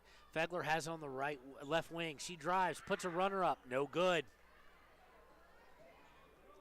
Rebound is by Kelly Walsh. Riverton trying to trap, and now they've got a 4-on-2. They get to Browning, who puts up the layup, good. 17-point lead now. It has ballooned to one of its larger ones. Jackson looking to drive, puts it up, runner, no good. It's going to go out of bounds, I do believe, off Kelly Walsh. That is what they call. And so we will have some substitutions here. Looks like Johnson coming in. Johnson coming in is going to spell Paisley Jackson with a minute to go in the third. 17-point lead. The little inbound baseline bounce pass, it was there this time, but it goes almost to half court as Johnson missed it. But Riverton able to secure possession. Bradley with it now as we hit 48 seconds to go in the third quarter. Johnson gets the pass on the left wing, drives in, tries to put it up, and she's going to be fouled. Missed the shot, but drew the foul. Foul is going to be team number 4, I do believe, or team 5. Team 5 against Kelly Walsh. Foul is going against LaAmey. That's our first. Free throw number 1 up and no good. Just unable to find the basket even on free throws today. Cloudhorse, 3 of 4 from the free throw line. She's only one above 50%. Until now, second one is up and good, so Johnson's right at 50%. 37-21, we go under 40 seconds left. Bringing the ball up is LaAmey. No, not LaAmey, Alberts. Alberts looks to drive, puts a shot up, no good, but she's fouled. So now we're having a little bit of a fouling fest. It looks like the foul is going against Bradley. No, they 1-0. I'm reading it backwards, my bad. That's going against Fegler. I thought I saw it as 0-1, but I got to realize I'm reading it upside down. Or not upside down, right to left on this side. First one up and no good by LaAmey. So that's Fegler's first foul. It's only the third foul against Riverton. Turnovers have really been cut down. It's just been missed shots, really. They're still sitting at 8 turnovers on the game as Riverton, one of their better performances. LaAmey's second free throw up and no good. Rebound is going to be tipped out of bounds. It looks like it last went off Cordanas of Kelly Walsh with 31.5 seconds left. Riverton inbounds it. Bringing across court is Fegler. Fegler to Cloudhorse on the right wing. Cloudhorse up top to Johnson. Cloudhorse going underneath. Johnson looking to drive. And as soon as I said it, there's turnover number 9. And then trying to take it right back, we wind up with a possession error jump ball. So it should stay here with Riverton. It does. So Jackson's going to come back in. She this time's going to come get Bradley.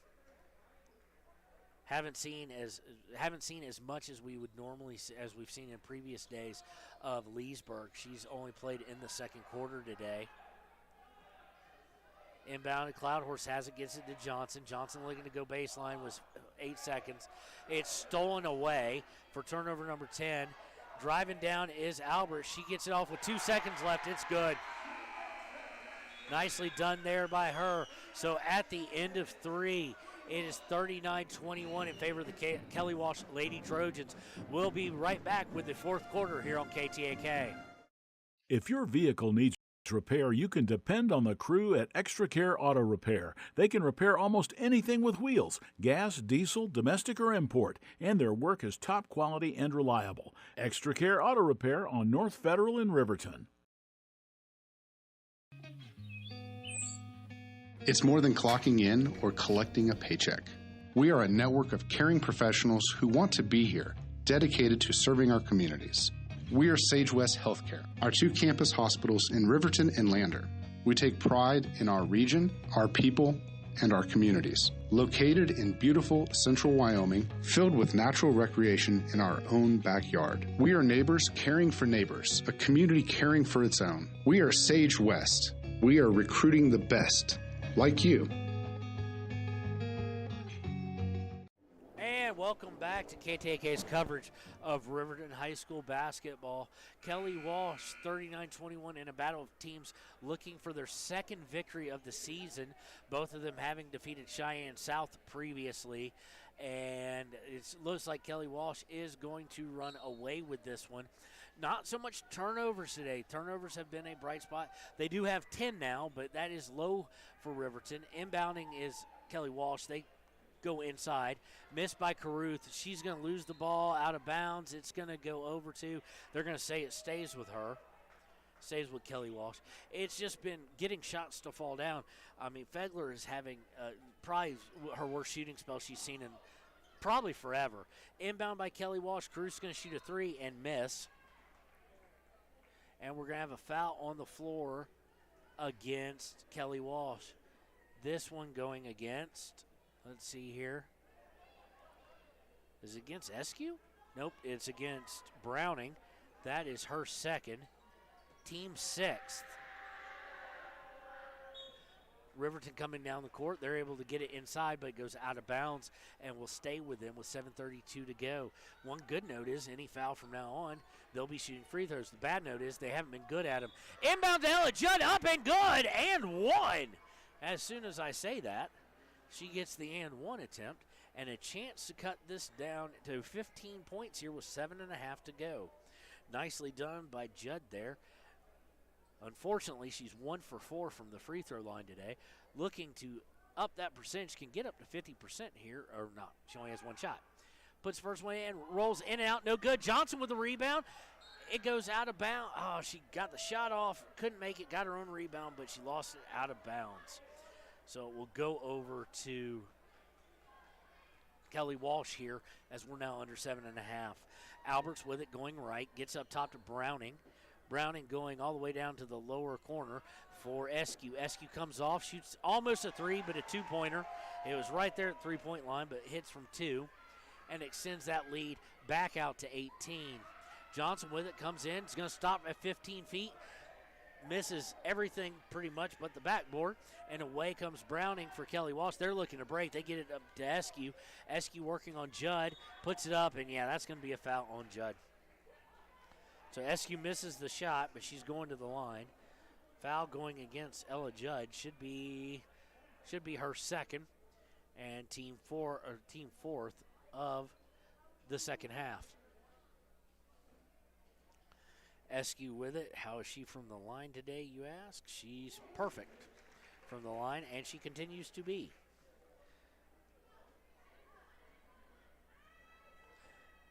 Eskew will have one more. It's up and good. Eskew, the leading scorer amongst all scorers, with 22 points on the day. Gets over Paisley Jackson now with it at half court. She's going to dribble in, stop from 15, misses badly, and away comes the rebound to Kelly Walsh at 6 minutes, 35 seconds to play in the ball game. Looking to drive, and we're going to get a shove there against one of the Riverton players. Might be Johnson. If so, it's her third. It is against Johnson. It is her third, and is the team fifth.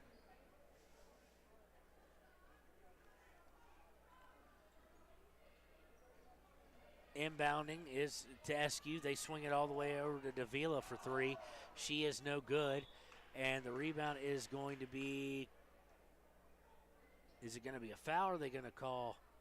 Yes, they're going to call a foul here for a shove.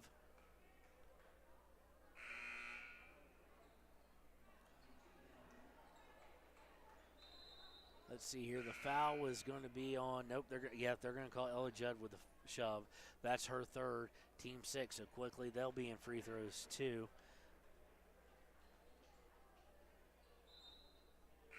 Let's see here. Making sure we got everybody right on the thing. We do, and it'll be inbound possession ball. It's 43-23 now in favor of the home team, excuse me, not the visitors. And on the inbound, they get to Caruth, who hits from way downtown. Now 46-23, and it's slowly getting out of hand at the 6:13 mark. Or not slowly, kind of quickly. 23-point lead. Bradley has it, looking to put a layup up and in. Nope, she can't. It falls to Bradley, and we're going to have a foul. No, it fell to Jackson. Looks like they may have fouled her trying to get a shot up. They are. I thought that might be called on the floor. It is not. The foul is against Davila. Nope, not Davila. They're saying it's foul number one, but I already have Davila with one. But nonetheless, it'll be 1 and 1 even if it wasn't, as that's the 8th team foul they're saying. Or we're trying to lay eyes on how this is all situated here. We're blocked from all the scoreboards. Jackson hits her first free throw, though. Second one on the way, up and good.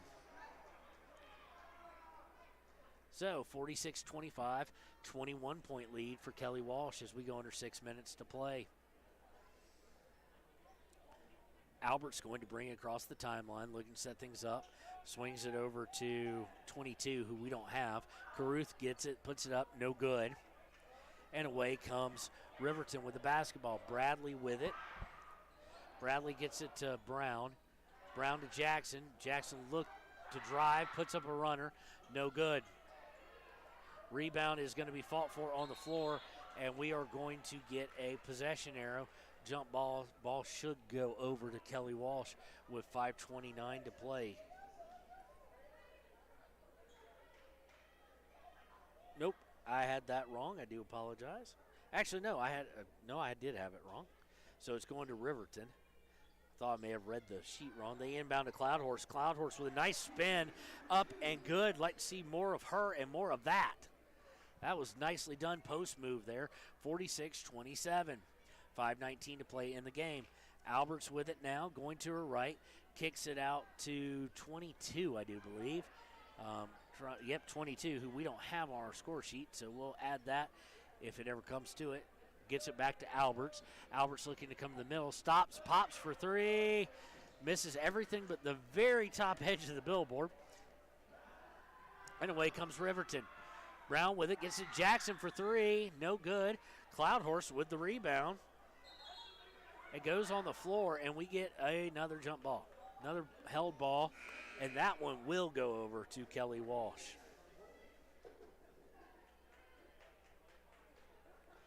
So 4:47 to go, 19-point lead for Kelly Walsh over our Riverton Wolverines. Bringing it up court is Alberts. Alberts looking to go to her right, then stops at the top of the key. They're in no real hurry. They feed the post. Post back out for a three by number 4.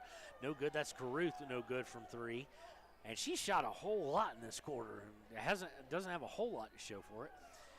Swinging around, they wind up with Lamy. Lamy gets it out to 22. 22 drives, puts it up, and no good. So, but rebound stays with Kelly Walsh. Caruth gets it, pulls it back outside around the perimeter.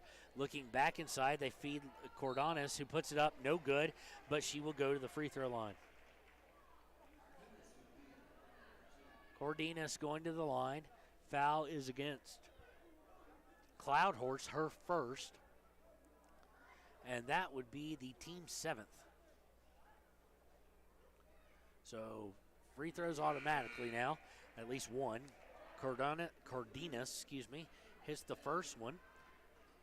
47-27, back out to a one-score game, and by that I mean 4 scored 7 years ago. One score, 20 points. Riverton just been flat-footed since really the beginning when they trailed by 8 after the first quarter, 14-6. Second one is up and no good by Cordonis. Rebound is going to be fought for. Finally, Brown comes away with it for Riverton. Gets it to Leesburg, who's now in the game. Leesburg gets it to Brown. Brown for three. No good. And away comes Kelly Walsh as we go under 4 minutes to play. Looking to break. 13, Cordonis has it. Gets it to Caruth. Caruth dribbles to the elbow. Passes back out. Gets it back to Cordonis. Cordonis finds somebody in the post wide open, and Amy just can't get that to fall. That bounced, ladies and gentlemen, on the back iron like 4 times, and then just fell off harmlessly. Leesburg gets over to Brown, though. Brown on the right wing. Tries to hit Judd on a cut, and we're going to get a foul here. Foul is going to go against Kelly Walsh, and it'll be 1-1. Foul is against Amy.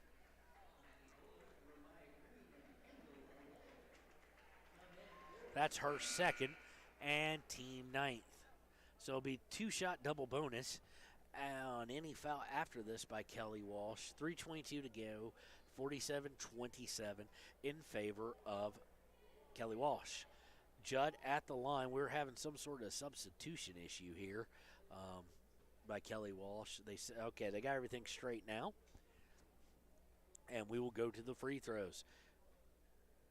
Judd, first one is up, and nope, she won't get the bonus as she misses the front end. Ball goes out of bounds, and it is off of Riverton. So Johnson coming in to get Judd now. The bench is definitely short today for Coach McIntosh. We assume he's without Engstrom. If that's her, I can't really tell from this far, but looks like she's in civilian clothes, so to speak. And, of course, Gracie Olheiser we haven't seen all season. So that coming off. Olivia Bradley coming off of, I think, some sort of injury because she did miss a little bit of time. So really the bench depleted a little bit, especially for interior defending. Kelly Walsh with it in the half court, just happy to kind of swing it around. Winds up outside in the three-point area along the baseline for 22. Allaire now in for them as well.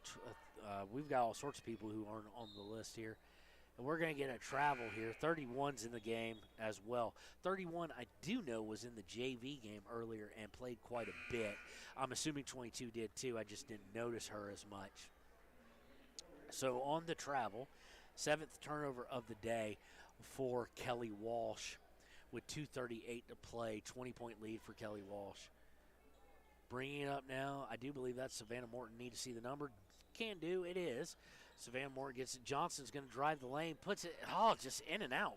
Just can't buy shots, and away with the rebound comes Kelly Walsh at 2:15 to play. Swinging around the horn, we're outside the three-point, now going inside. Back out for a 15-footer by Caruth. She misses, gets her own rebound, shoots, misses again, but is fouled. Caruth has shot 7 attempts in the fourth quarter, only hit on 1, but this time she'll go to the line after a foul was called on Leesburg, her first and team 8th. Free throw is up and good by Caruth.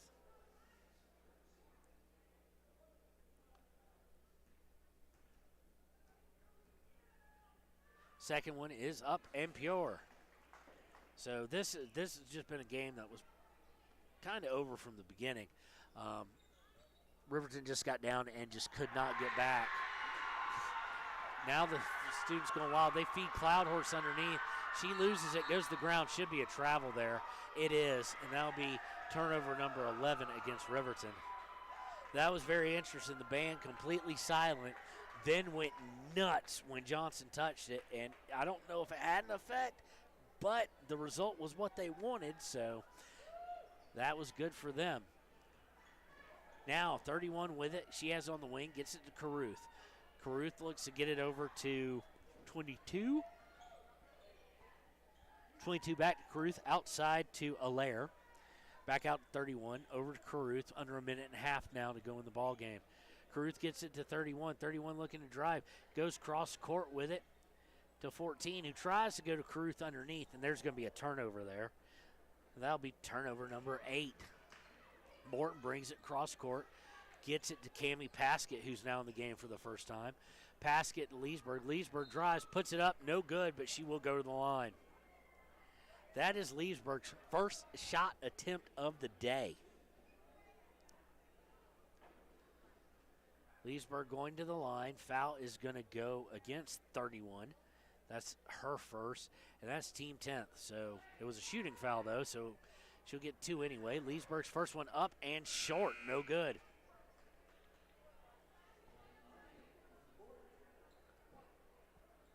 Second one going to be on its way momentarily. Leesburg has the ball, takes a couple dribbles, puts it up with 1 minute and 7 seconds left, and rolls it in. Her first points of the day. 49-28, minute 02 left, minute 01. We're now at a minute to go in the ball game. Going inside to Lamy, she puts up no good, and we've got a foul on the play. Let's see who that one's going against. I'm going to guess Johnson or Cloud Horse, one of the two. It is against Johnson.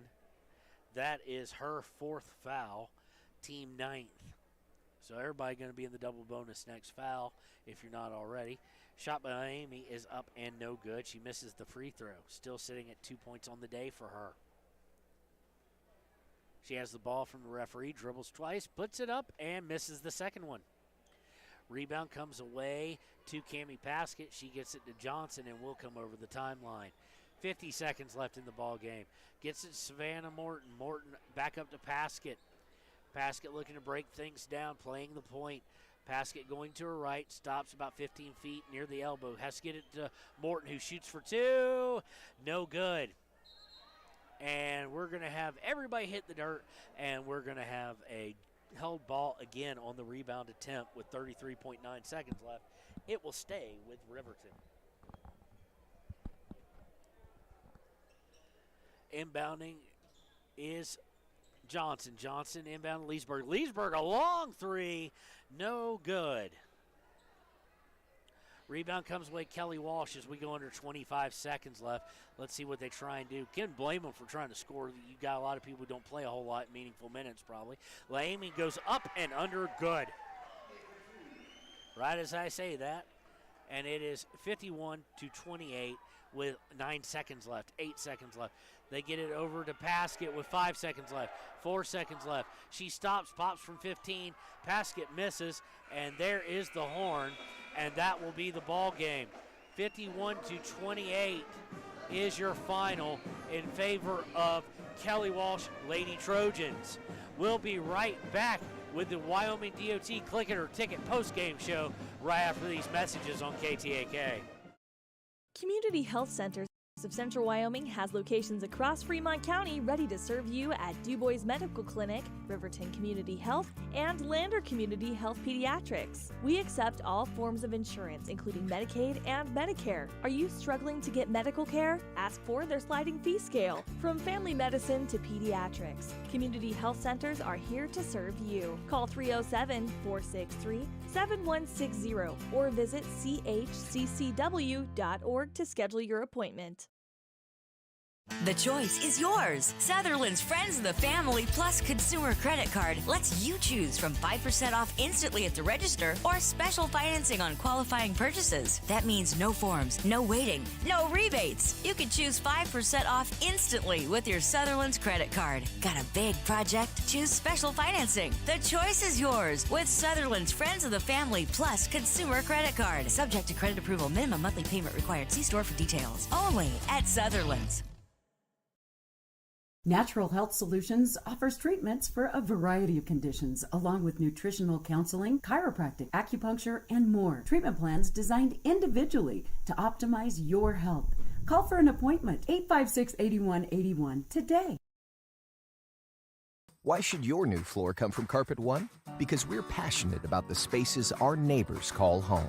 We're part of your community, and we're also part of the world's largest cooperative of independently owned and operated flooring stores. So you can be sure you'll get great selection and outstanding value with every installation. Whether it's carpet, hardwood, tile, or luxury vinyl, our experts take the guesswork out of choosing the right floor. We're your local Carpet One Floor and Home, the one store for your perfect floor.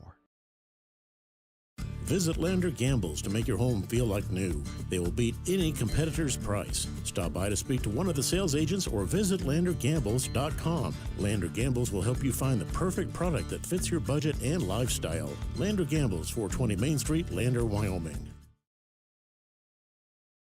Are you a caring person that wants to help but not sure where to go? Wyoming Senior Citizen Inc. is looking for caregivers across the state. Call 307-856-6880 to find out more information. They would like to wish all Fremont County athletes good luck this year.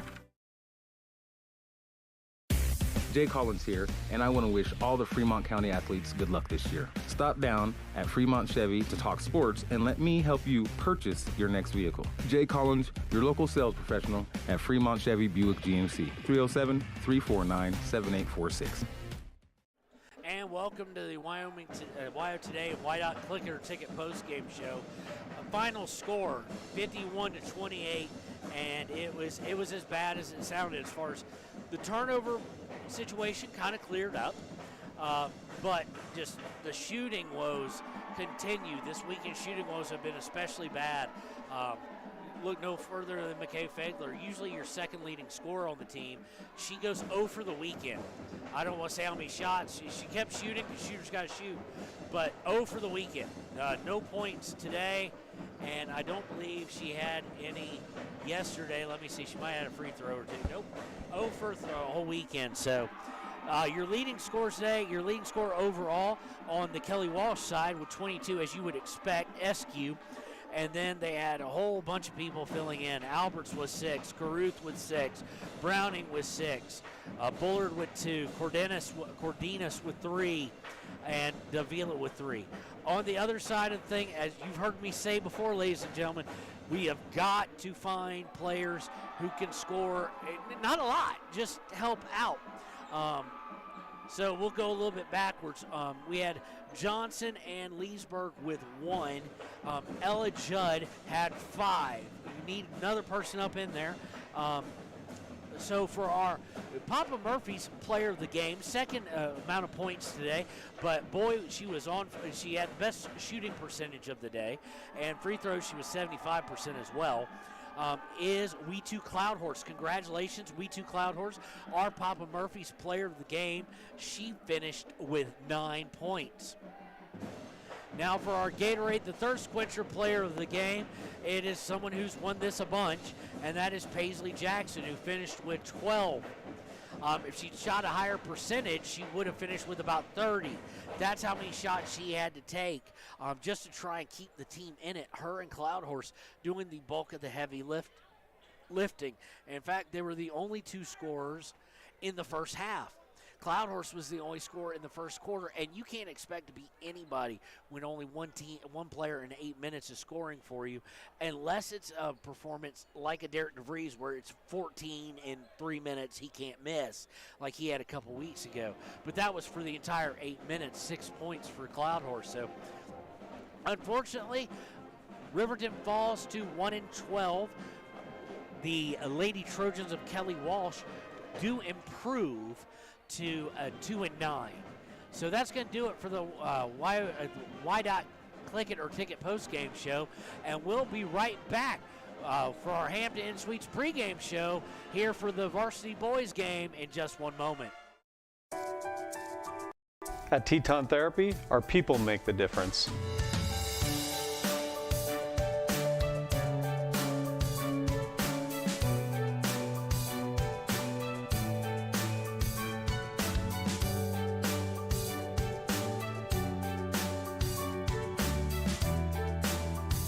You can live pain-free. The amazing staff at Teton Therapy can help in Lander and Riverton. A well-drawn-up game plan can be the difference between wins and losses. The same can be said about your mental health. Making a game plan to talk to your children can make a huge impact on them and help make them feel supported and listened to. The good news is, this winning game plan isn't hard to implement. All it takes is you starting the conversation and being ready to talk. If you need helpful resources and tools, you can visit FremontCountyPrevention.com. And welcome back to the Hampton Inn Suites pregame show here on KTAK, as we are moments away from the Riverton Wolverines tipping off against the Kelly Walsh Trojans. Kelly Walsh coming into the weekend was 4-5. I don't know what they did against Cody last night. I should have looked that up while I was at commercial. Riverton coming in the weekend 9-2, winning last night in a game that really wasn't as close as the score indicated, 80-75 over Rock Springs. So Riverton at 10-2 now, 2-0 in the West Conference of 4A basketball. So when you look at these teams and really kind of break them down as far as what makes each one tick, Riverton is offense-based and defense. They're two-way players on these teams, especially for Riverton. Riverton sits at, as far as points per game, number 4 in all of Region 4 at 61.8. Kelly Walsh sits at 55.7. They're allowing 55 points a game, so very close action indeed. About the only thing they are better at overall is assists. They average 3 more assists than Riverton. Riverton has them beat in opponent's field goal percentage, team field goal percentage, has them slightly losing, basically neck and neck with them on free throws, but we've seen that improve in weeks. And as far as field goal percentage, like I said, about the same. Kelly Walsh shoots a whole heck of a lot more threes. They make a whole heck of a lot more, but they do shoot a lot more. Excuse me, looking at the wrong thing there. They make about the same as Riverton. I was looking at Rock Springs for some reason. They're about the same field goal percentage from 3. The big difference being is Riverton is a 7-point, roughly 6.5 point percentage point better at the regular 2-point field goal. And from the free throw line, Kelly Walsh is slightly better, but again, Riverton has been improving with that. But we are 1 minute and 25 seconds away. Let's see here, what are we looking for? Give you a few things to watch in the game. As far as scores go, we're going to keep an eye on for Kelly Walsh on Mason Eager. He averages 13.8 points a game on 46% free throw shooting. Parker Paxson leading the state on the West region with 18.5. He's number 2 overall to Cale Hamrick from Sheridan for 4A. And on the boards, we're going to be looking at Isaac Marriott. I think it is. No, it's not Marriott. It's, let's see here. Mamet, excuse me. Isaac Mamet getting 5 per game. Derek DeVries at 5.5 for Riverton. Assist-wise, they do share the ball a lot. Jack Nichols and Jace Nichols, both in the top 10 for the region on the west side. Now, that said, they don't have Jason Vincent and Derek DeVries both have higher steals per game, but in the top 10 are 4 players for Kelly Walsh, all averaging about 2. So this promises to be an aggressive defensive game and should be really exciting to watch here as both teams look to improve their situation. We're going to take a few minutes, and we will be right back with the Sutherland starting lineup right after these messages on KTAK. Wellness knows what it means to be on top of your game. For over 60 years, Gotchi has led the field in providing physical therapy, occupational therapy, and wellness in Thermopolis and their facilities in Worland, Basin, Powell, Cody, and Shoshone. Whether you're recovering from an injury, deconditioned, post-stroke, or just looking to take control of your health, you'll find years of dedicated experience paired with personal care at Gotchi Rehabilitation and Wellness. Learn more at gotchi.org.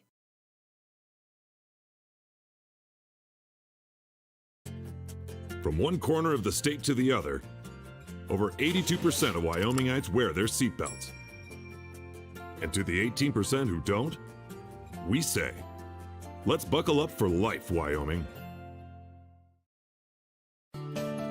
Snyder Signature Properties would like to give a huge shout out to the local sports of Fremont County. They are here to support your team and your local home real estate needs. Call today to see how Snyder Signature Properties can help you buy and sell your next property. Good luck to all Fremont County athletes. Is your resolution this year to be healthier? You may have made a commitment to improve your physical health, but don't forget about your financial health. Atlantic City Federal Credit Union is listed as one of the healthiest credit unions in the U.S., and we are the healthiest credit union in Wyoming, according to depositaccounts.com. Don't risk having your accounts anywhere else. Become a member today and accomplish your first resolution by becoming healthier. Financially speaking, that is. Federally insured by NCUA. Open your eyes to a credit union. Atlantic City Federal Credit Union.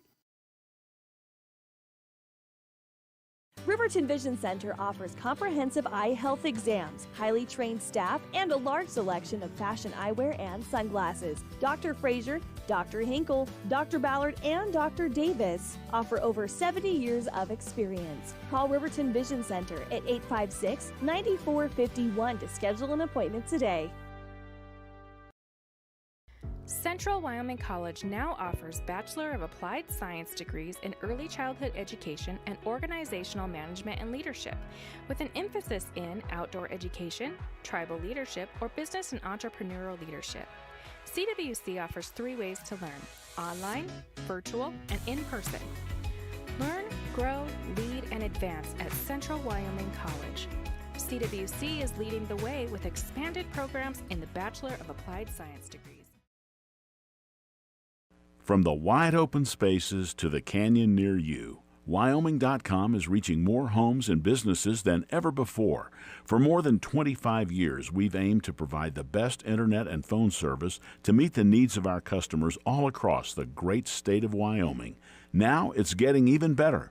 Wyoming.com, expanding to an area near you. Wyoming.com. We're out there. Papa Murphy's is proud to sponsor this week's Player of the Game. For a limited time, enjoy a Papa Murphy's barbecue chicken pizza made with KC Masterpiece barbecue sauce. After the game or anytime, you can't beat the fresh ingredients and authentic flavor of a Papa Murphy's Take and Bake pizza. And you know it's baked right every time because you baked it yourself. Papa Murphy's on North Federal in Riverton. Drop in or order online at papamurphys.com. Go Wolverines!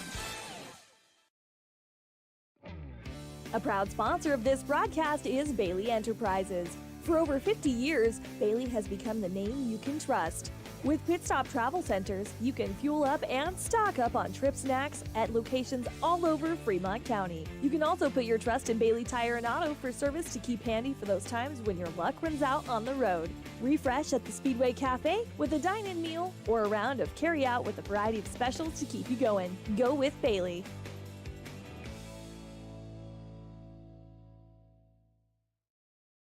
Wyoming Community Bank is ready to serve you. Stop in at any one of their branches located in Riverton, Lander, and DuBois.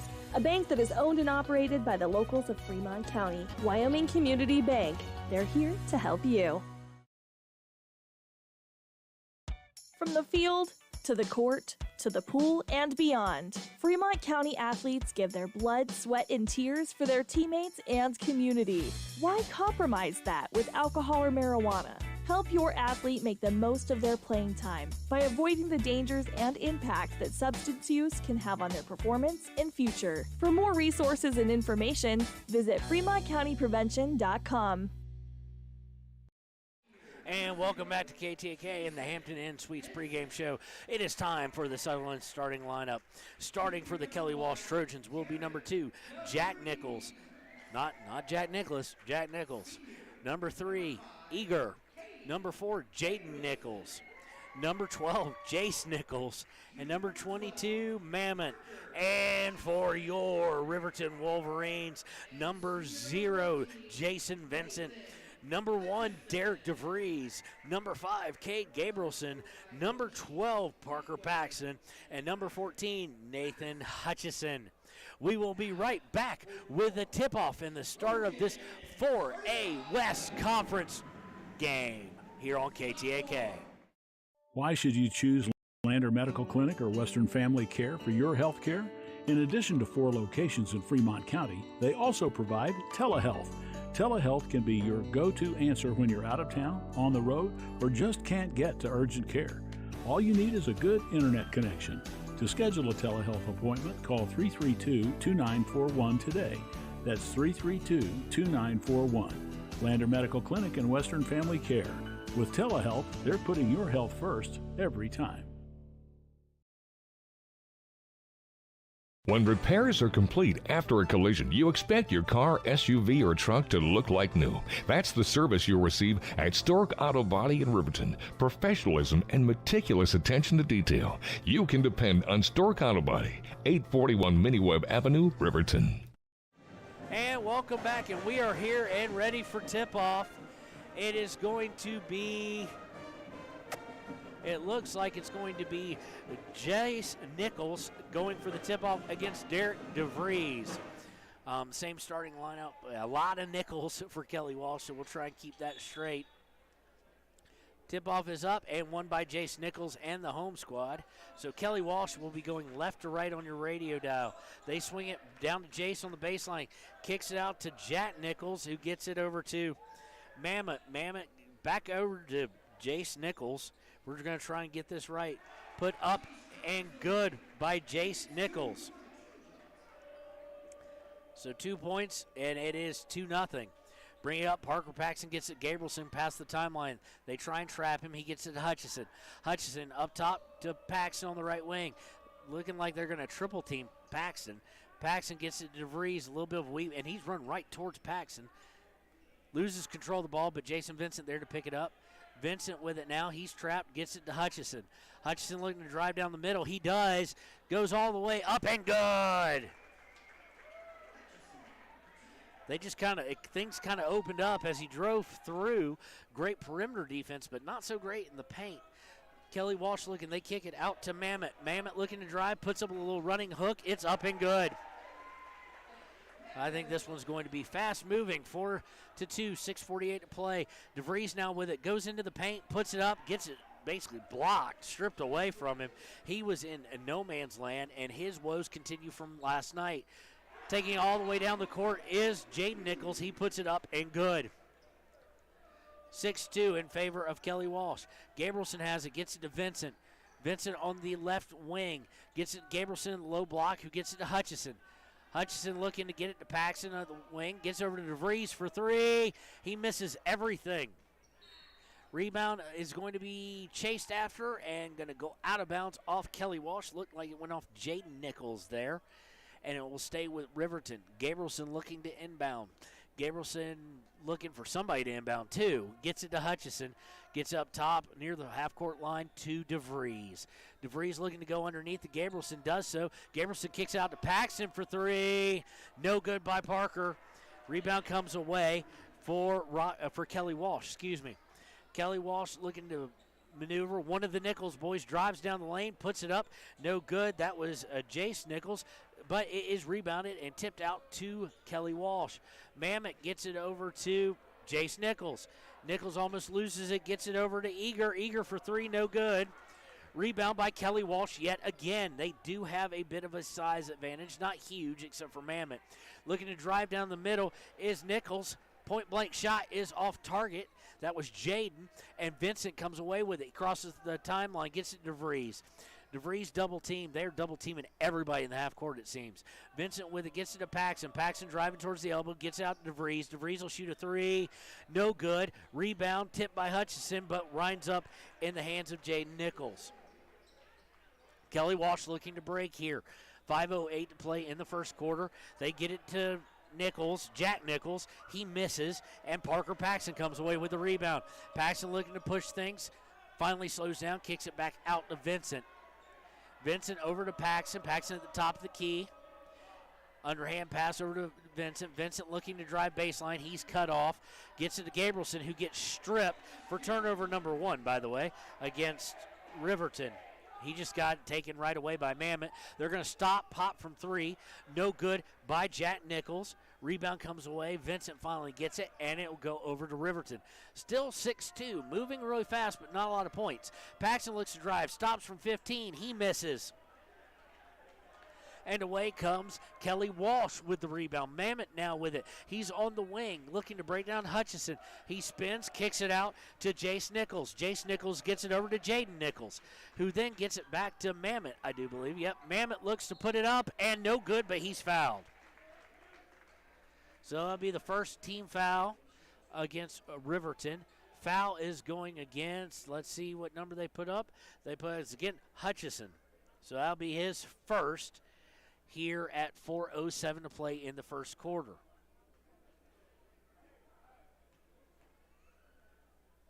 Mamet shooting 2, dribbles it, puts it up, and misses the first one. We've got some substitutions for Riverton. We're seeing Sheets come in and Monroe coming in for Cade Gabrielson and I do believe Hutchison. Yes, Hutchison going to the bench as well. Second free throw by Mamet is up and good. 7-2 in favor of Kelly Walsh.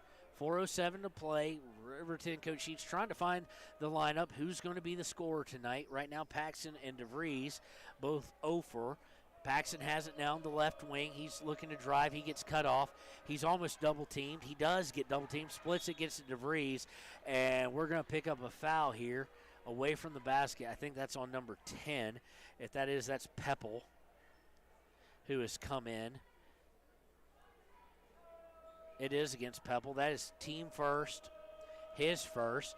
Inbounded to Paxson. Paxson goes left, gets it to Sheets. Sheets gets it back to Paxson. Paxson over to DeVries. DeVries looking to drive in, goes inside, puts it up and good. Nice little runner as he split the double team. And it's 7-4 in favor of Kelly Walsh. Sheets extending a little bit of pressure here, but Jace Nichols able to break it. Jace gets it over to Jack.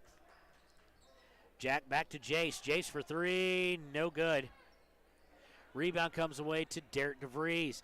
DeVries looking to push things. He's got Sheets, and now the defense gets back. Gets it to Sheets. Sheets looking to go baseline. He does. Kicks it out to Vincent. Vincent with it. Bounce pass to DeVries. DeVries trying to go cross court to the corner. Gets it easily picked off.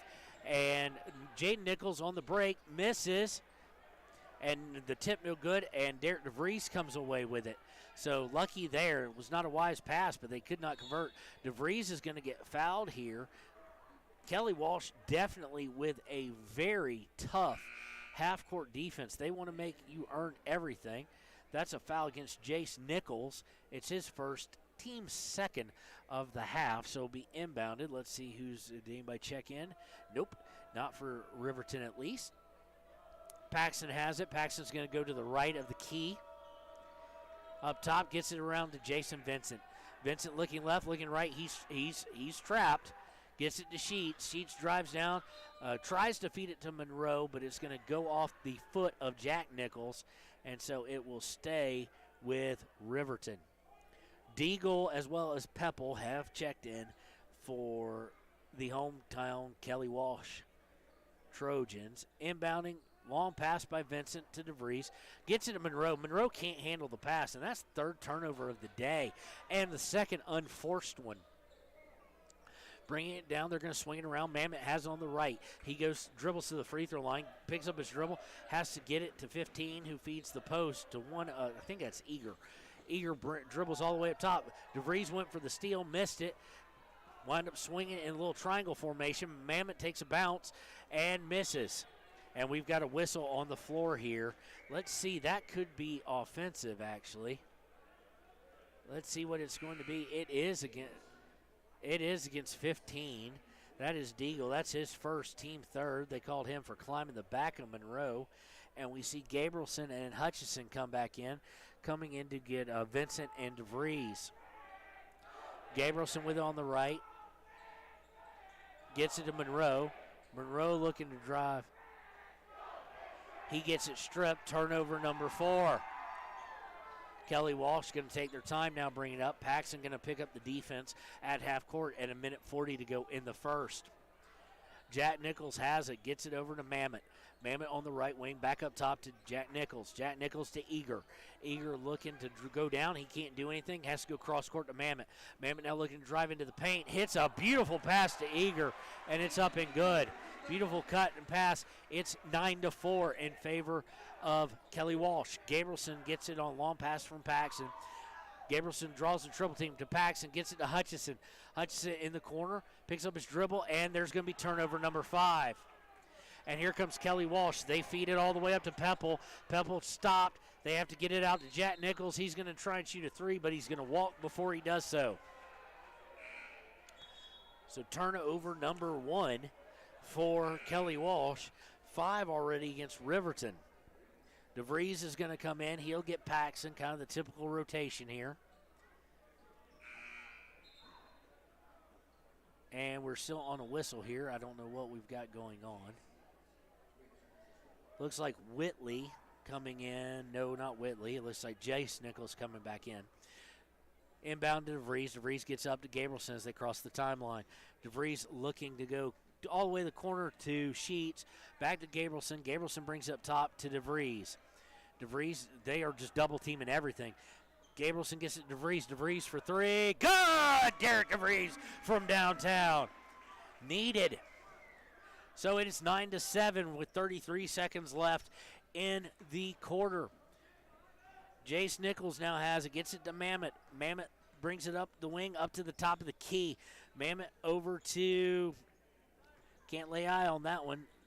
Runner is no good by 12. That's Whitley. And the rebound comes away to Hutchinson as we go under 12 seconds to play in the quarter. DeVries has it. Gets it Gabrielson down in the corner. Gabrielson looks to go baseline with 7 seconds left. Gets it to Hutchinson. Hutchinson to DeVries for 3. No good. He misses. Vincent throws it up at the last second. No good. Able to get the rebound there. So at the end of the first quarter, it is 9-7 in favor of the home team Kelly Walsh Trojans. We'll be right back with the second quarter here on KTAK. Want access to local news, sports, events, and more? Download the WYO Today app. Now available on all platforms. Stream your favorite radio station, submit something to buy, sell, or trade for deals on the dial, or view contests and special coupons. Better yet, the WYO Today app is the best way to access free HD video of Fremont and Hot Springs County athletics. It's all at your fingertips. Head to your app store or visit wyotoday.com to download the WYO Today app now.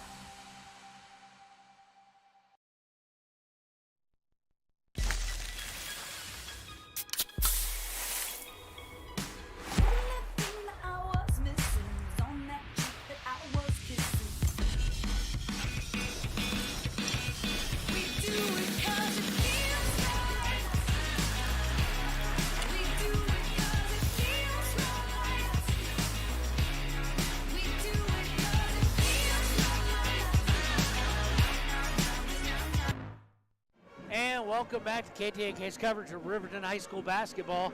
Kelly Walsh leads 9-7 after the first quarter. DeVries has 5, and then Hutchinson has 2, and that's really it for Kelly Walsh. Eager has 2, Jaden Nichols has 2, Jace Nichols has 2, and Mammoth has 3. So 9-7 lead, both teams not faring too well offensively.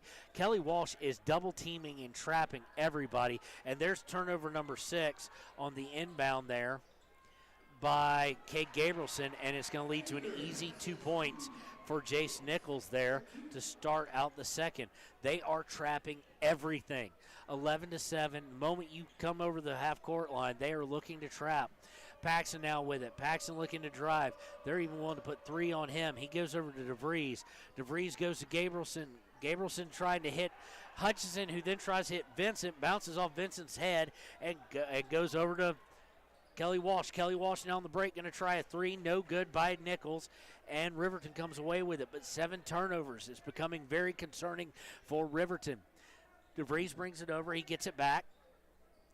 Your normal starters back in the game. And they're going to hit Paxton for 3 from way downtown. So Paxton, hopefully this will start like what happened last night, which is a run by him. 11-10, they feed the post. And Eager, I do believe, puts it up and in. Yes, that was Eager. So 13-10. Vincent with it on the baseline, gets Hutchinson on the low block, kicks out to Paxson. Paxson, Gabrielson for 3, no good, in and out.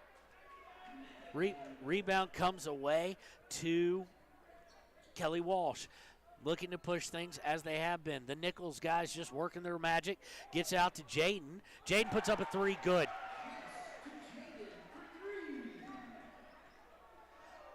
(16-10) now, 6-point lead. They have extended it. Vincent to Paxson. Paxson back to Vincent. Down to DeVries for 3. Good! Derek DeVries from downtown. 16-13. This is a little bit more what I expected with the shots being hit. Nichols getting it to Nichols. Jack to Jace. Back to Jack. Jack looking to drive. Nicely done there. He should use the backboard, though, as he misses. And Hutchinson came away with it, almost loses it. Paxton finally secures it, and he gets shoved by Jack Nichols, it does look like. So that is who they are going to call the foul on. Jack Nichols with the foul. It's his first. It is team 4th. Riverton with only 1 team foul, and that's good probably. They're not knocking on the door of a 1-and-1 or a double bonus because they do have 7 turnovers to 1 turnover for Kelly Walsh. Inbounding is going to be Paxson. Paxson gets it into Brody Dale, who's now in the game. It's Dale, DeVries, Vincent, and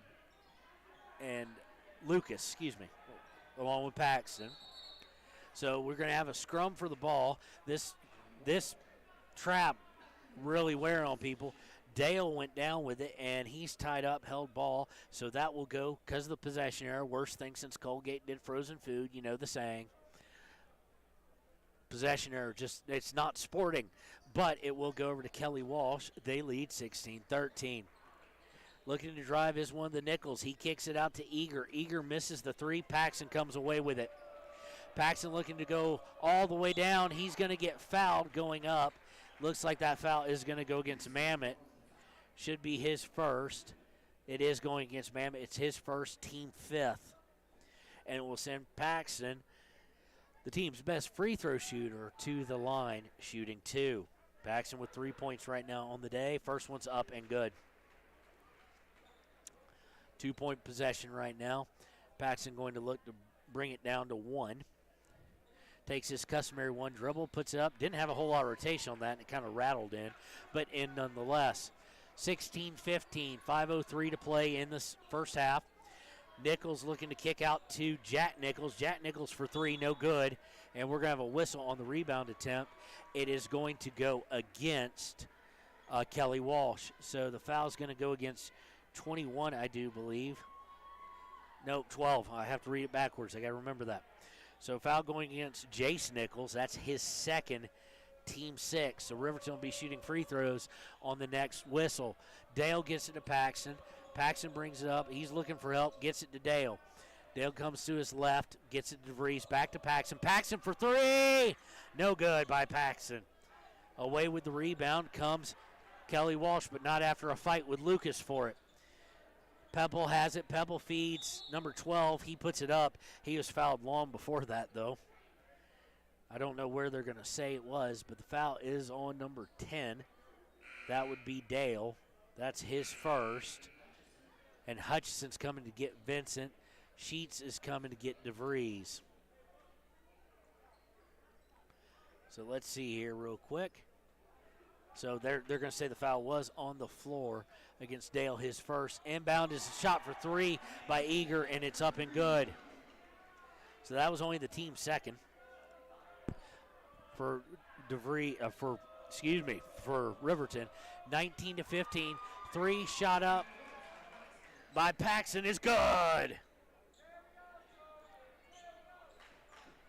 So 19-18. We've got a barn burner right now with 4 minutes to go in the half. Jaden Nichols gets it out to Mamet for 3. Good. Mamet from downtown, his first shot of the second quarter.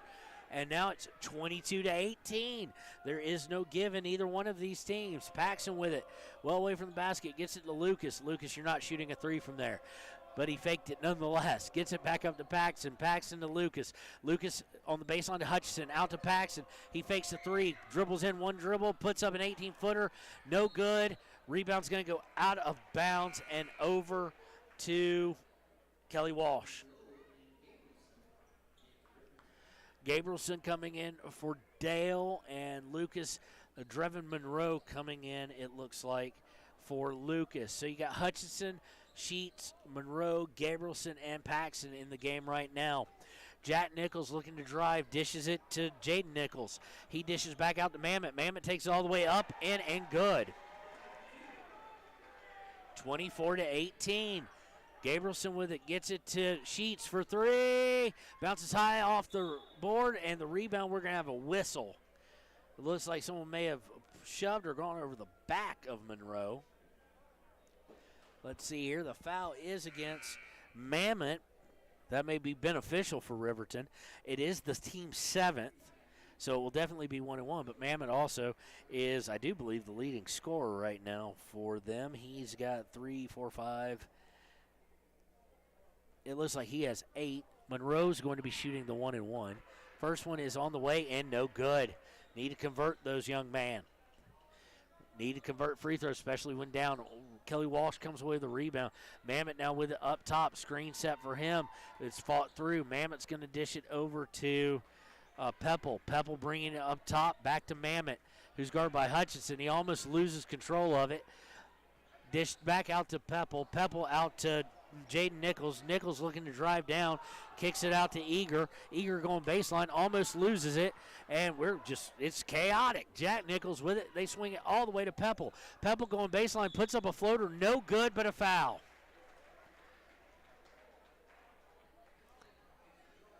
Let's see who the foul is against. Looks like it's going to be against Hutchison. And that's going to be Nathan's second, team third. So Pepple will go to the line, shoots the first one, up and good.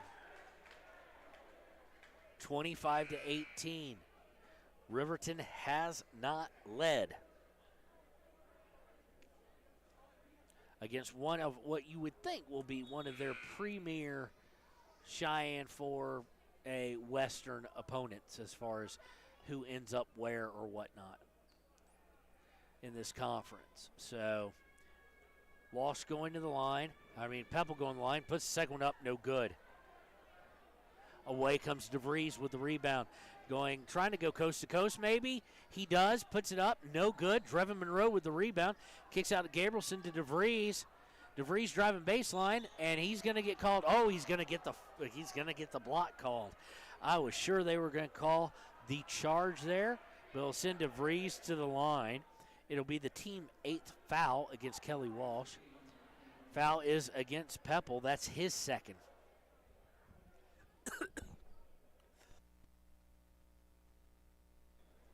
Excuse me, folks. Got a little bit of a cough.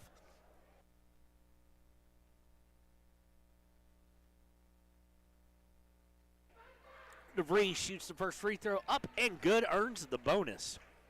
Had a little get a little swig of Pepsi there. DeVries hits the first one, so he's got 9 on the day now. He'll be shooting his second one, and now we've seen Vincent, Gabrielson, DeVries, and Paxson on the floor. Sheets off the floor as Drevin Monroe comes off. DeVries puts it up and good. So it is 25-20, still in favor of Kelly Walsh as we go under 2:10 to play in the half. Right number, wrong team.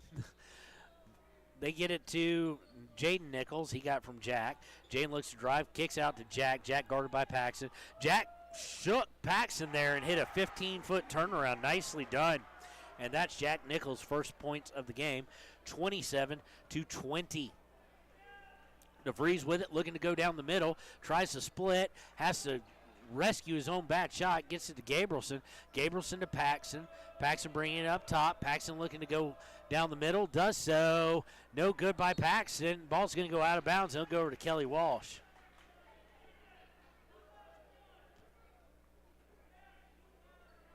So 27-20, minute and a half flat left in the first half, and Riverton trails by 7. Bringing up is Jack Nichols. Jack going to his left, looking inside, nothing there. Goes across to Jace Nichols, or Jaden, one of the two. They go inside to Pepple, who puts it up and good. 9-point lead, biggest lead of the day for Kelly Walsh, 29-20. DeVries gets it in rhythm, shoots the three, up and no good. Gabrielson with the rebound, goes back up with it. He's fouled, unable to convert, but will go to the line. That'll be team 9th foul against Kelly Walsh. The foul is going against Eager. That's his first. Team 9th. Gabrielson will be shooting 2. Gabrielson's first shot up and good. That's his first point of the afternoon. Gabrielson now gets the ball from Mr. Referee, dribbles a couple times, and hits every bit of iron you possibly could, and then drops it in. 22-29, back down to a 7-point lead. We're under 55 seconds to play in the half. Paxson going to pick up the pressure on Jack Nichols at half court. Jack goes over to Jaden Nichols. Jaden Nichols guarded by Gabrielson. He's looking to go inside, it seems. Nothing's there, so they go to Pepple. Ball on the ground, squirts out, goes to number 3 for a three-pointer. Missed by Eager, and away comes Paxson with the rebound with 30-some-odd seconds left. I say 30-odd because I couldn't look up. It was 33. Paxson's going to be fouled, and not the guy you want to foul when you got a 7-point lead. Trying to take momentum into half. That foul is going to go against number 2. That is Jack Nichols. That's his second, team 10th. So Parker will go to the line to shoot 2.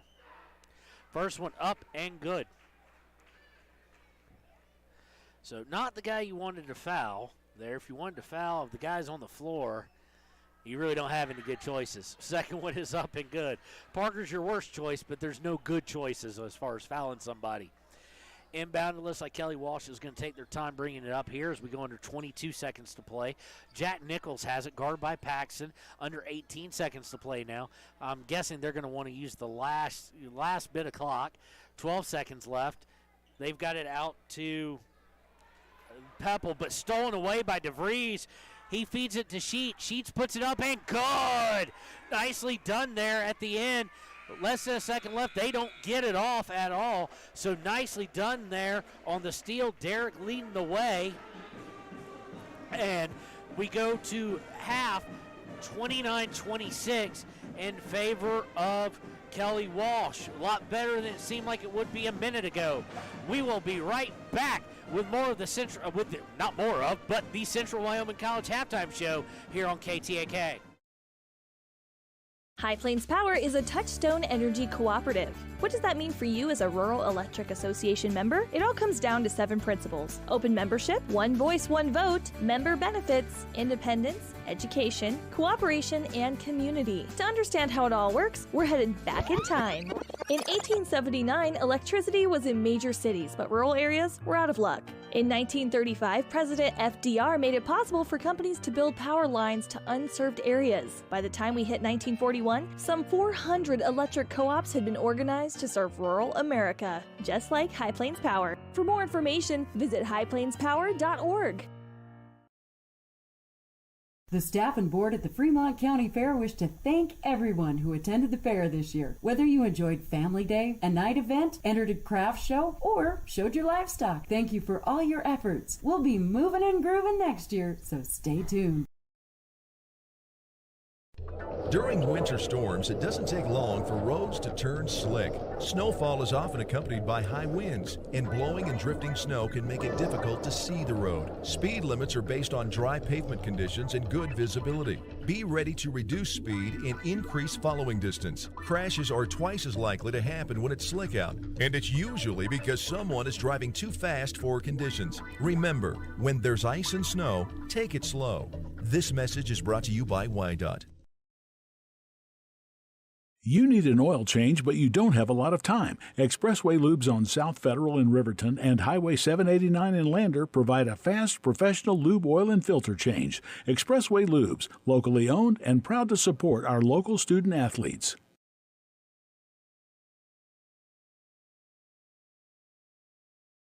Hometown Freedom Healthcare, making healthcare great. Providing coverage in family medicine, women's health, pediatrics, and mental health. Meet providers Tara Blumenshine and Adina Vasco and Jessica Rodriguez. Come see us at Hometown Freedom Healthcare, locally owned, 463-0541. At some point, everyone is a pedestrian. When you're driving, yield to pedestrians. Wear light clothing. Walk on a pathway instead of the road. Look out for pedestrians. Avoid distractions like your phone. Look out for pedestrians, they're everywhere. We are the Wyoming Indian Lady Chiefs. We need you in our stand. Your car or truck is an investment. When it needs repairs, you need someone you can trust to do the job right. Take it to Gunners Automotive. They repair all makes and models of cars and trucks, from oil changes to brakes, tires, and more. Gunners Automotive, 856-2288. Riverton's Hampton Inn and Suites is proud to sponsor our youth athletics in Fremont County. Fremont County School Athletics provide our youth timeless experiences and lessons that can lead to success for life. Setting goals, teamwork, and hard work make young athletes into good citizens. If your vehicle needs repair, you can depend on the crew at Extra Care Auto Repair. They can repair almost anything with wheels, gas, diesel, domestic, or import, and their work is top quality and reliable. Extra Care Auto Repair on North Federal in Riverton. It's more than clocking in or collecting a paycheck. We are a network of caring professionals who want to be here, dedicated to serving our communities. We are Sage West Healthcare, our 2 campus hospitals in Riverton and Lander. We take pride in our region, our people, and our communities. Located in beautiful central Wyoming, filled with natural recreation in our own backyard. We are neighbors caring for neighbors, a community caring for its own. We are Sage West. We are recruiting the best, like you.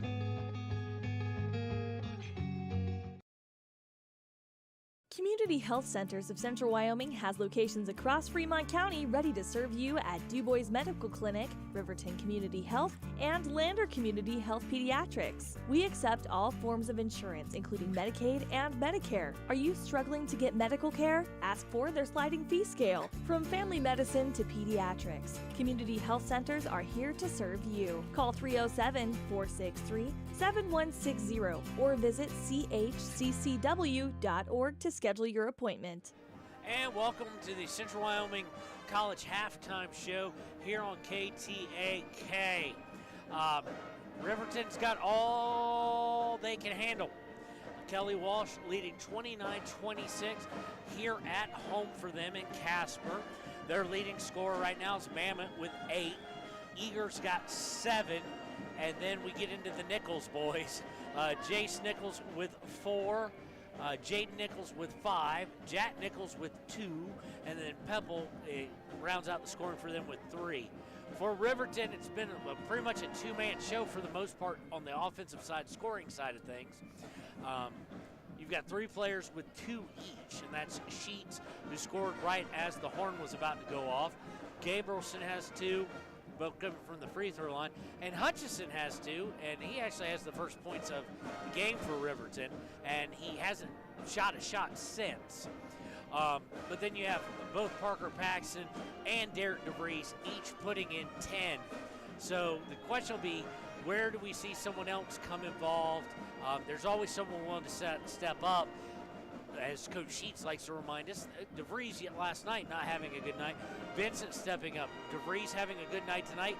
Vincent concentrating more on the defensive end and rebounding, only having put up 1 shot for the entire game. So we'll be right back with more of the Central Wyoming College Halftime Show here on KTAK. The choice is yours. Sutherland's Friends of the Family Plus Consumer Credit Card lets you choose from 5% off instantly at the register or special financing on qualifying purchases. That means no forms, no waiting, no rebates. You can choose 5% off instantly with your Sutherland's credit card. Got a big project? Choose special financing. The choice is yours with Sutherland's Friends of the Family Plus Consumer Credit Card. Subject to credit approval. Minimum monthly payment required. See store for details. Only at Sutherland's. Natural Health Solutions offers treatments for a variety of conditions, along with nutritional counseling, chiropractic, acupuncture, and more. Treatment plans designed individually to optimize your health. Call for an appointment, 856-8181 today. Why should your new floor come from Carpet One? Because we're passionate about the spaces our neighbors call home. We're part of your community, and we're also part of the world's largest cooperative of independently owned and operated flooring stores. So you can be sure you'll get great selection and outstanding value with every installation. Whether it's carpet, hardwood, tile, or luxury vinyl, our experts take the guesswork out of choosing the right floor. We're your local Carpet One Floor and Home, the one store for your perfect floor. Visit Lander Gambles to make your home feel like new. They will beat any competitor's price. Stop by to speak to one of the sales agents or visit LanderGambles.com. Lander Gambles will help you find the perfect product that fits your budget and lifestyle. Lander Gambles, 420 Main Street, Lander, Wyoming. Are you a caring person that wants to help but not sure where to go? Wyoming Senior Citizen Inc. is looking for caregivers across the state. Call 307-856-6880 to find out more information. They would like to wish all Fremont County athletes good luck this year. And welcome back to the Central Wyoming College Halftime Show here on KTAK. We're about 2 minutes away from the start of the second half. As I said earlier, or at the beginning of the Central Wyoming College Halftime Show, Kelly Walsh leads by 3, 29-6. It's been pretty tight scoring, actually. It was 9-7 Kelly Walsh at the end of 1, and then they combined. Then Kelly Walsh scored 20 in the second quarter, 19 by Riverton. Riverton 8 and 9 from the free throw line, or 88%. But it's the field, much like with the girls' game, the field goal percentage is killing them. They are 7 of 23, or just under 30.5%. So 30.4% from the field is really dooming them at this moment. So we've got one more minute until we'll be ready for the exciting second half. I expect a barn burner. I expect it to come down to the final few possessions, and we'll be right back after these messages on KTAK. Jay Collins here, and I want to wish all the Fremont County athletes good luck this year. Stop down at Fremont Chevy to talk sports and let me help you purchase your next vehicle. Jay Collins, your local sales professional at Fremont Chevy Buick GMC, 307-349-7846. At Teton Therapy, our people make the difference.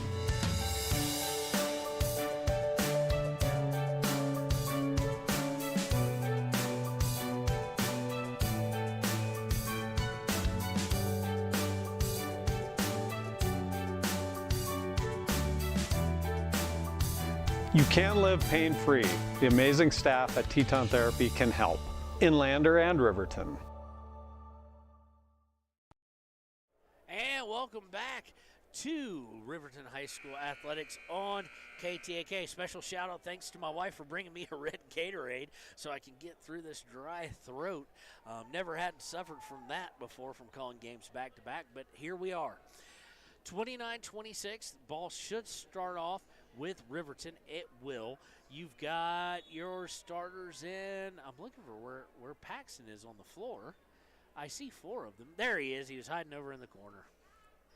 So your typical guys who come in, who are in the starting lineup: Hutchison, DeVries, Gabrielson, Paxton, and Vincent. They're going to swing it over to Paxton, who shoots for 3. Bam! Parker from way downtown to open the scoring, and we are tied. 29-29. Kelly Walsh looking to drive. They get Jaden Nichols. He puts up a running floater, too, and it is good. So 31-29. Riverton is going left to right on your radio dial now. They get over half court. Gabrielson has it, and here come the traps. Hutchison, they're chasing. DeVries, a long 3. Bang! From downtown. DeVries from way outside. And that's away with a bad shooting percentage. Way to start. 2 straight threes. And we are at 32-31. Riverton leads. Now working inside the post, put up a little short jumper by Eager, and he is off target. Had it from 6 feet, and Riverton comes away with it. And this crowd is suddenly, it's not in it. It's like the halftime still hasn't wore off. Driving down is DeVries. He puts it up, and good. So a quick 5 actually for Derek. It's 34-31. He's got 15 on the day. Jaden Nichols trying to go baseline, out to Mamet, out to one of the Nichols, Jace Nichols. He drives down, puts up a 2, floating 2, up and good.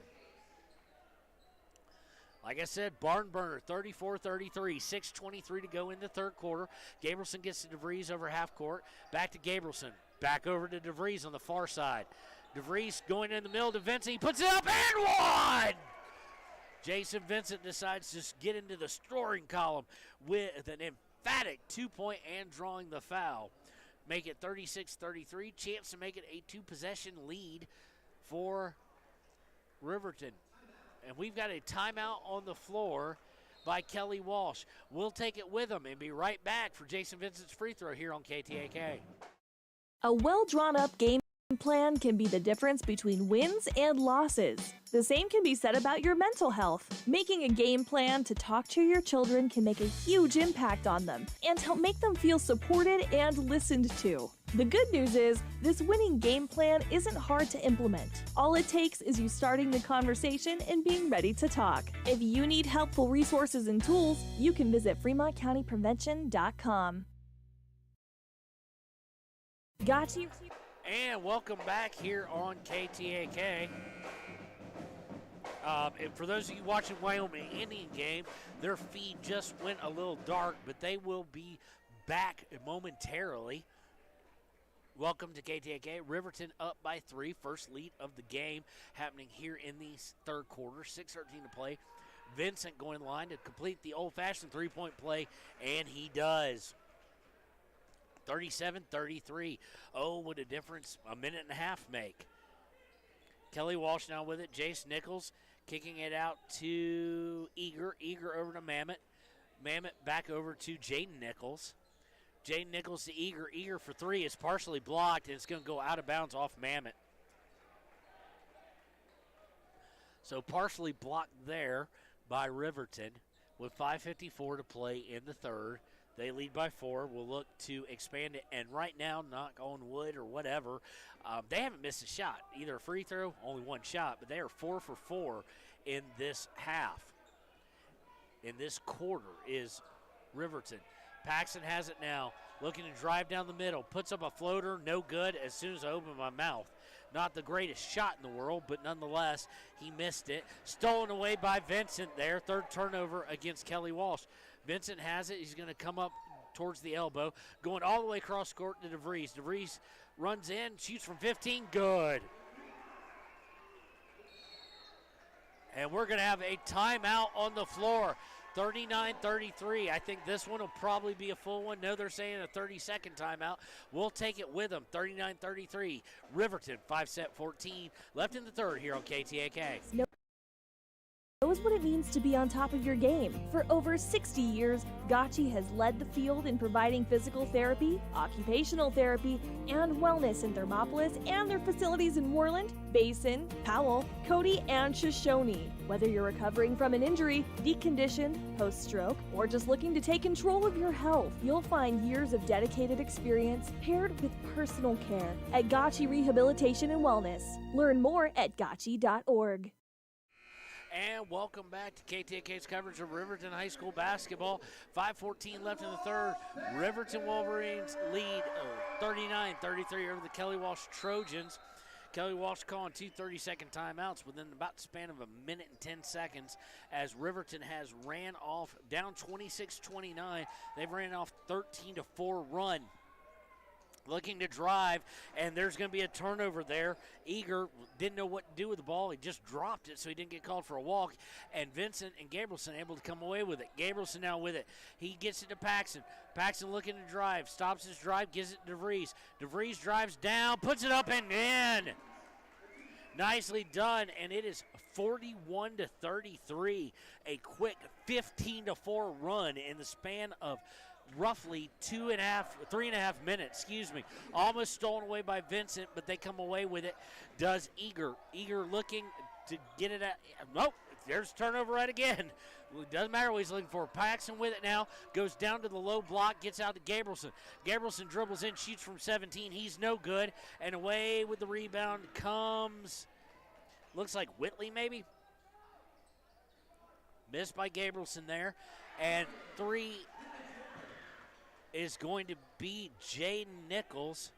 I do believe, no, excuse me, that's going to be Jace Nichols, and he hits from 2. Coming down, Vincent with it now, gets it to DeVries. DeVries on the right wing. DeVries coming up top. Oh, he almost loses it. Gets control of it, gets it at the low block to Gabrielson. Out to Hutchison for 3. No good. Not really the shot you'd expect the team would want, but rebound comes away to Riverton. DeVries looks to hand it to Paxton off the rebound. Paxton looking to drive. He's going to lose control of it, and it's going to be a turnover against Riverton. Turnover number 8. Not well done or well executed there. Jaden Nichols looking to drive in, kicks it outside to, Jace kicks it to Jaden.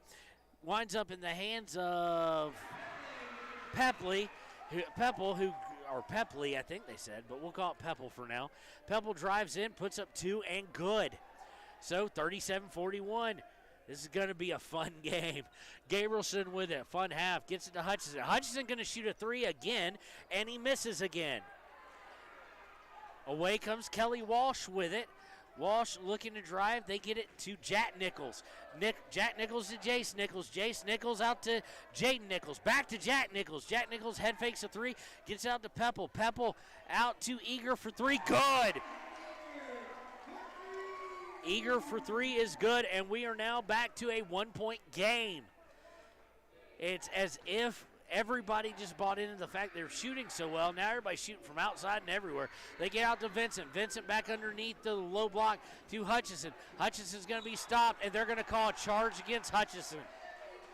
I think he would have gotten the block called had he not lowered his shoulder because the defender was moving. But that's going to be number 3, I think, against Hutchinson. It is. That is team first of the half. So we've got a timeout here. Timeout is going to be by Riverton, and it is going to be a full timeout. So we'll take it with them. 2:25 left in the third. 41-40 in favor of the Wolverines. We'll be right back on KTAK. From one corner of the state to the other, over 82% of Wyomingites wear their seatbelts. And to the 18% who don't, we say, let's buckle up for life, Wyoming.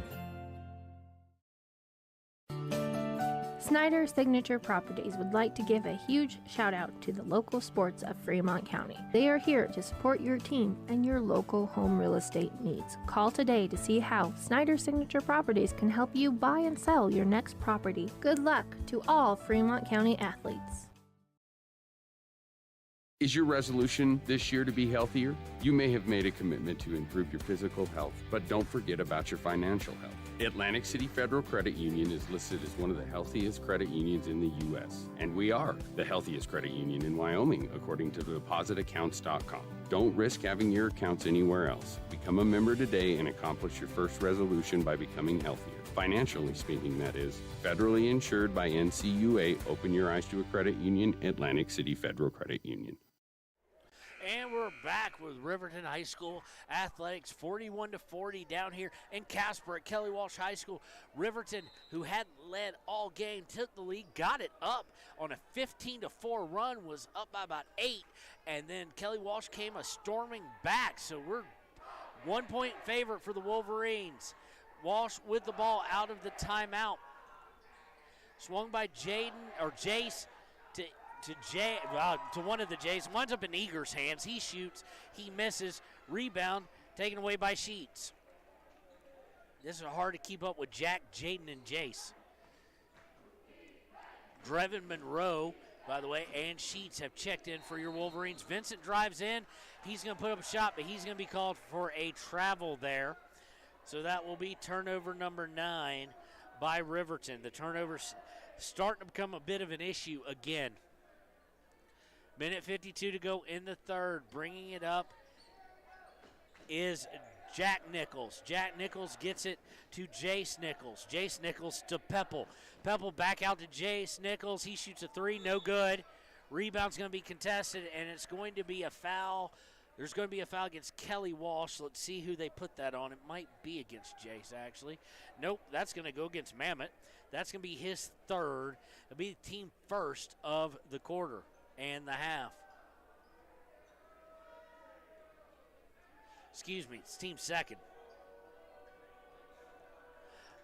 Coming over the timeline is Paxson. Paxson hands it to Vincent. Vincent hands it to DeVries. Gets it to Monroe on the lower baseline. He dribbles up, gets it to Vincent. Vincent looking to drive. Goes all the way to the hoop, and no good, but he will be shooting 2. Nicely done. That's what Jason is known for, is getting to the basket. He's able to drive. He's a bull in a china shop. Just get out of his way. Foul is against number 3. That is Eager. That's his third and team third as well. So first one is up and no good. Mammoth's going to come out. Jaden Nichols coming back in, as is Deagle. So Jason's got one more to come. Vincent has one more free throw coming. Missed the first one. Second one, puts it in and through. 42-40, minute 21 in the third. Trojans come over the timeline. Of course, as always, Riverton in the man-to-man. Gets it over to Jaden Nichols. Jaden Nichols gets it to Jack Nichols for 3. No good. Rebound winds up in the hands of Jack Nichols. Gets it over to Jaden Nichols for 3. No good. Now, if they got an offensive rebound again, would Jace Nichols shoot a 3 and miss is the question. We've got a foul on the rebound attempt there. That's going against number 15. That's Deagle. That's his second, team fourth. Now, I can't make too much fun of Jack, Jade, and Jace because I have Connor, Cassie, and Katie at home. And I'm not Courtney. Courtney's my wife, and Kevin's me. Connor just looked at me when I almost flubbed that one. Coming over the timeline, Monroe now has it, drives into the paint, tries a little bounce pass, and that's turnover number 10, and we're going to get a foul on the floor. Just not a wise passing lane there, especially as close as it was to try and put that on the ground and feed it into Sheets. I do believe was who he was intending to get it to. We're going to see Gabrielson and Hutchison come in. Sheets is going to come off, and so is Drevin. Foul is going against DeVries there, though. That's his first and team's second. All right, so Jack Nichols is going to bring it over as we're now under 33 seconds to play in the half. Jack passes it, then gets it back. Over to Jaden Nichols. Jaden Nichols gets it to Jack Nichols. Jack Nichols gets it to number 11. He misses. Number 15 follows and is good. That was Paxton who missed and Deagle who converted. And we are all knotted up with 16 seconds left in the third quarter. Paxton with it past the timeline. Nobody really putting any pressure on before that. They go down low to Hutchison. Hutchison back to Gabrielson. They find Vincent underneath. He puts it up. No good. Rebound comes away to Kelly Walsh. I think Vincent won the three. Half-court shot as the buzzer sounds. No good. That was shot by, I do believe, Jace Nichols. We'll give him credit for trying to shoot it. And so, at the end of three, it's all knotted up, 42-42. Come back for the exciting conclusion here on KTAK. Riverton Vision Center offers comprehensive eye health exams, highly trained staff, and a large selection of fashion eyewear and sunglasses. Dr. Frazier, Dr. Hinkle, Dr. Ballard, and Dr. Davis offer over 70 years of experience. Call Riverton Vision Center at 856-9451 to schedule an appointment today.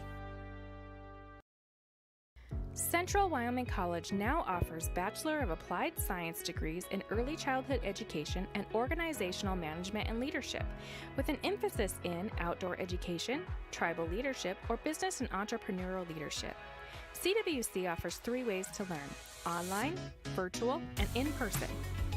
Learn, grow, lead, and advance at Central Wyoming College. CWC is leading the way with expanded programs in the Bachelor of Applied Science degrees. From the wide open spaces to the canyon near you, Wyoming.com is reaching more homes and businesses than ever before. For more than 25 years, we've aimed to provide the best internet and phone service to meet the needs of our customers all across the great state of Wyoming. Now it's getting even better. Wyoming.com, expanding to an area near you. Wyoming.com. We're out there. Welcome back to KTAK's coverage. We're not up 42-42 all. Kelly Walsh and the Wolverines. And it will be their ball. Kelly Walsh coming out, going right to left. They get to Mammoth. Mammoth's going to shoot a three, and he's good. Big three by Mammoth there. Gives him 11 on the day. 45-42. Coming over the timeline, we're going to have a whistle. Trying to see what it was. It was just went out of bounds off of Kelly Walsh. So 3-point lead, 7:39 left to go in the game. Gabrielson going to inbound it to DeVries. DeVries gets it right back to Gabrielson. Gabrielson over to DeVries. DeVries going to Vincent inside. He puts it up and good! Jason Vincent with his 6 points of the night. It is 45-44 in favor of Kelly Walsh. Looking to bring down Parker almost with the steal. It wound up, fortunately for Kelly Walsh, in Jack Nichols' hands. Jack Nichols gets it over to Jace. They kick it over to Mammoth for three again. No good. Rebound by Paxton. Paxton's going to bring it up. We're about to go under 7 minutes to go. 1 point lead for Kelly Walsh. Vincent to Hutchison. Hutchison, Gabrielson about 15 feet away. Gets it to Paxton. I think they're going to call a hold there. Paxton hits the three, but it was well before that. It was on Gabrielson's pass. So foul is going to go against number 12. That's Jace Nichols. That's his third, team fifth of the half. Inbounds now to Vincent in the corner. Back out to Gabrielson. Gabrielson to DeVries, back down in the left corner. DeVries gets it back out to Vincent. Vincent gets trapped, gets to Hutchison, out to DeVries for three. Good! Derek DeVries from downtown. 47-45, Riverton, 6:37 to play. Nichols to Nichols. Gets to another Nichols. That's just, no, to Eager. Excuse me. I was about to say that was just Nichols to Nichols. So, and it is 47-47, 6:20 to go in the game. Gabrielson gets it over to DeVries, back to Gabrielson. Gabrielson goes up the top of the key, gets over to DeVries on the left side of the key. DeVries to Hutchinson. Hutchinson thought about a three, dribbles in, shoots from 15. Good by Nathan Hutchinson. 49-47, 6 minutes to go. Nichols has it, that being Jack. Jack loses control of it, goes out of bounds. Last touch by Riverton, they're going to say. 5:53 to play, 49-47. Riverton with the lead. Kelly Walsh with the ball. Sheets is going to come in to spell Gabrielson. Expect this to be a really tight bench. I don't know if Sheets will go more than 7 deep here. Maybe he will, maybe he won't. We'll find out. Inbounded to Jack Nichols. That was inbounded by Jace Nichols. Jace tries to get it back to Jace. DeVries anticipates the pass, tips it out of bounds. It will stay with Kelly Walsh. 5:48 to go. Here comes Drevin Monroe. He's going to come in and get Hutchison. Hutchison with a very clutch 15-footer. Underrated part of the game nowadays, the 15-foot, the mid-range shot. Inbound goes to Jack Nichols. Nichols gets it to Jace. Jace gets it to Mamet. Mamet back up top to Jaden Nichols. Jaden Nichols going to Jack Nichols. Jack Nichols to Jace Nichols. Jace Nichols drives, kicks it out to Mamet. Mamet over to Jaden Nichols, who shoots a three, misses, and there's a whistle on the rebound. Foul is going to go against Riverton. On the rebound, it is going to be against Derek DeVries, I do believe. It is. That's his second, only the team third in the half. So Nichols inbounds to Eager. Eager for three, good. He now has 15 on the day. And it is 50-49 in favor of Kelly Walsh. They get to Vincent. Vincent gets Monroe down low, puts it up. They're going to call a charge, and it was obvious. He could have gone straight up with a shot, but he ducked his shoulder down and pushed over the player. So that is not good job there. Not a good job there by Monroe. He could have just gone up with it. Instead, he gets called for the foul, and it'll go over to them. That is the team fourth. It's only his first, but right now they trail. 1 point lead. Jack Nichols gets it out to Jace Nichols, and we're going to have a turnover. The Nichols boys all over on the side, kind of pinballed between them, and went out of bounds. So it's 50-49, under 5 now. Paxton going to be bringing it up from the half court. Paxton with it, looking to drive. Paxton hands it off to DeVries. DeVries coming inside the paint, puts it up, and no good, but he draws the foul. The foul is on, let's see here.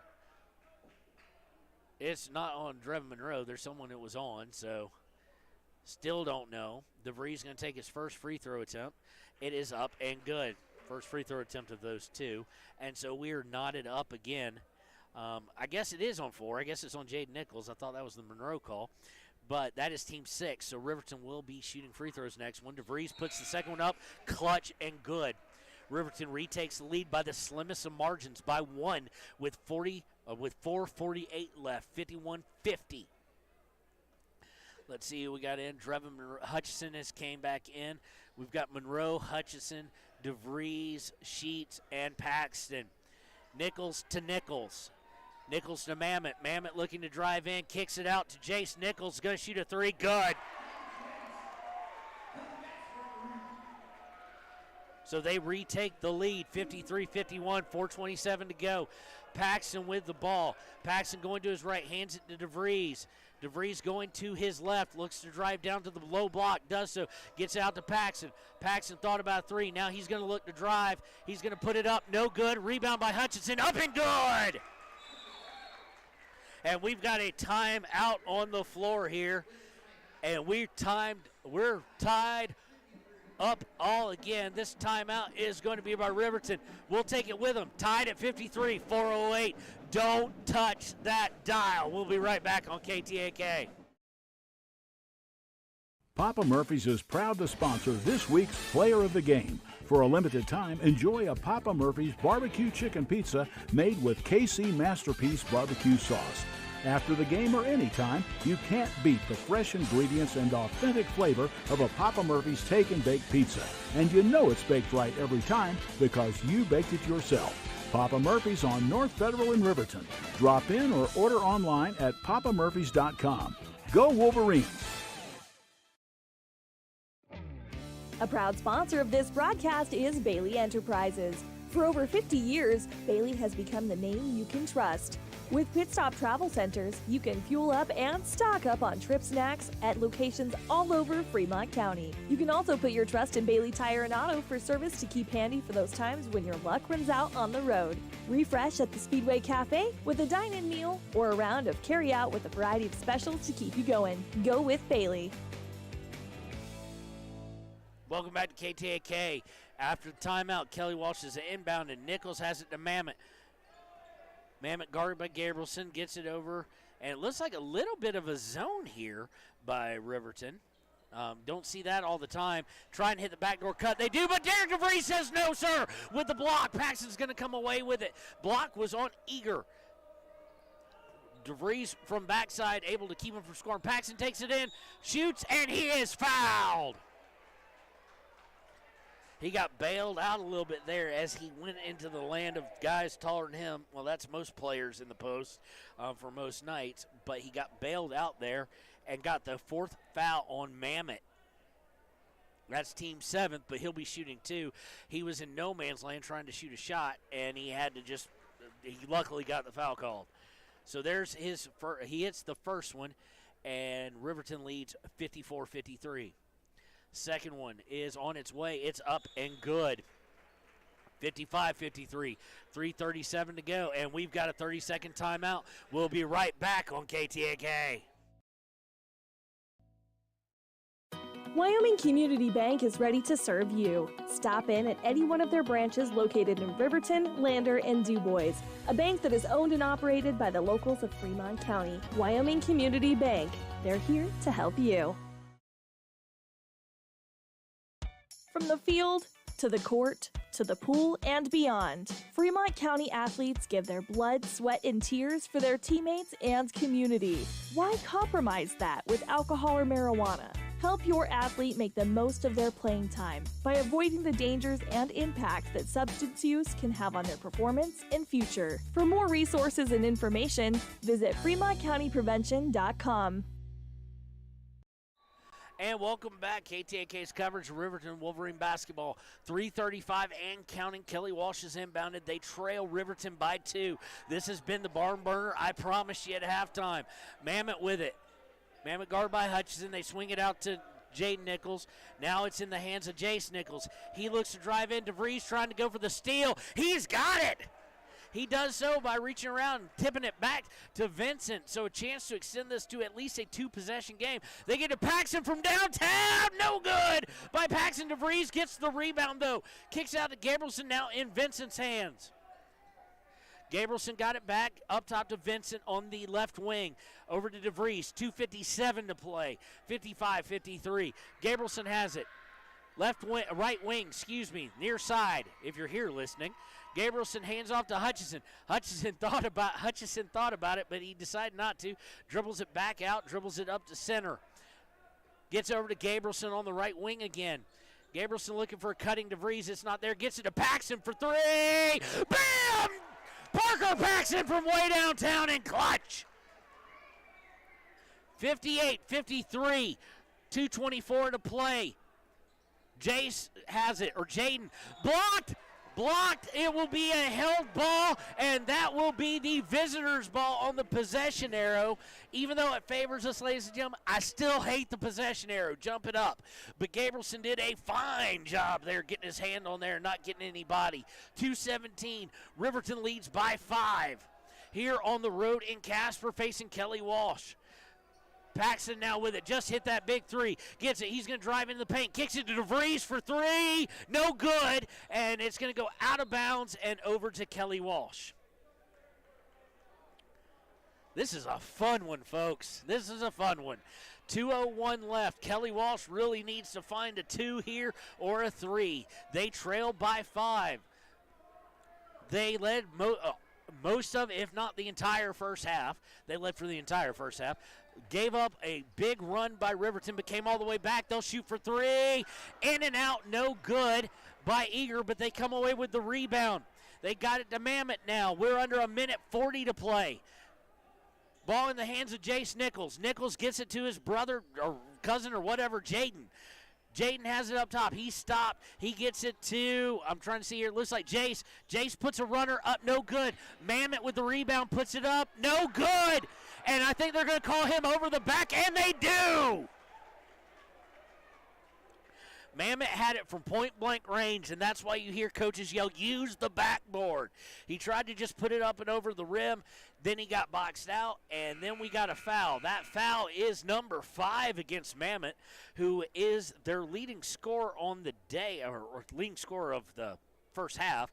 He had 8. He finishes with 11 on the day and fouls out. That is the 8th team foul, so it will be 1-1 for Nathan Hutchison. Nathan Hutchison able to stretch this out to a 6 or 7 point lead. First one on its way, no good, so it'll stay 5. Minute 19 to go, 5-point lead for Riverton. Kelly Walsh brings it down, going inside. They were looking for Pepple there, but Derek DeVries able to get in the passing lane. Even I got to stand up for this one now. Inbound's going to be to the left of their own basket as the inbounder is looking. They get it into Pepple. Pepple goes underneath to Jack. Jack outside to Jace. Jace Nichols, no good. They get the rebound, though. Jaden Nichols with it now. Under a minute, 5-point deficit for Kelly Walsh. Kelly Walsh looking to drive. They kick it outside. I'm not sure what they're trying to do here. They've got to get a shot up at some point. Driving down, puts it up. No good is Jack Nichols. And we're going to have a foul or a jump ball. Jack Nichols missed from 2. He still only has 2 points on the day. And what is the call going to be? Call is going to be against Gabrielson. That's his first. Only team 5th. So 47.5 seconds left. Riverton with 5-point lead. They get all the way to Eager. Eager faked the 3, picks it up. They're great half-court defense here. Almost causes a unforced turnover. They get to Jaden. Jaden gets it to Jace. Oh, and almost taken by Jason Vincent there. He got in the passing lane. You are watching, for those of y'all watching, you're watching a clinic in half-court defense right now. It's impressive. A team that you know wants to get a shot up and just can't.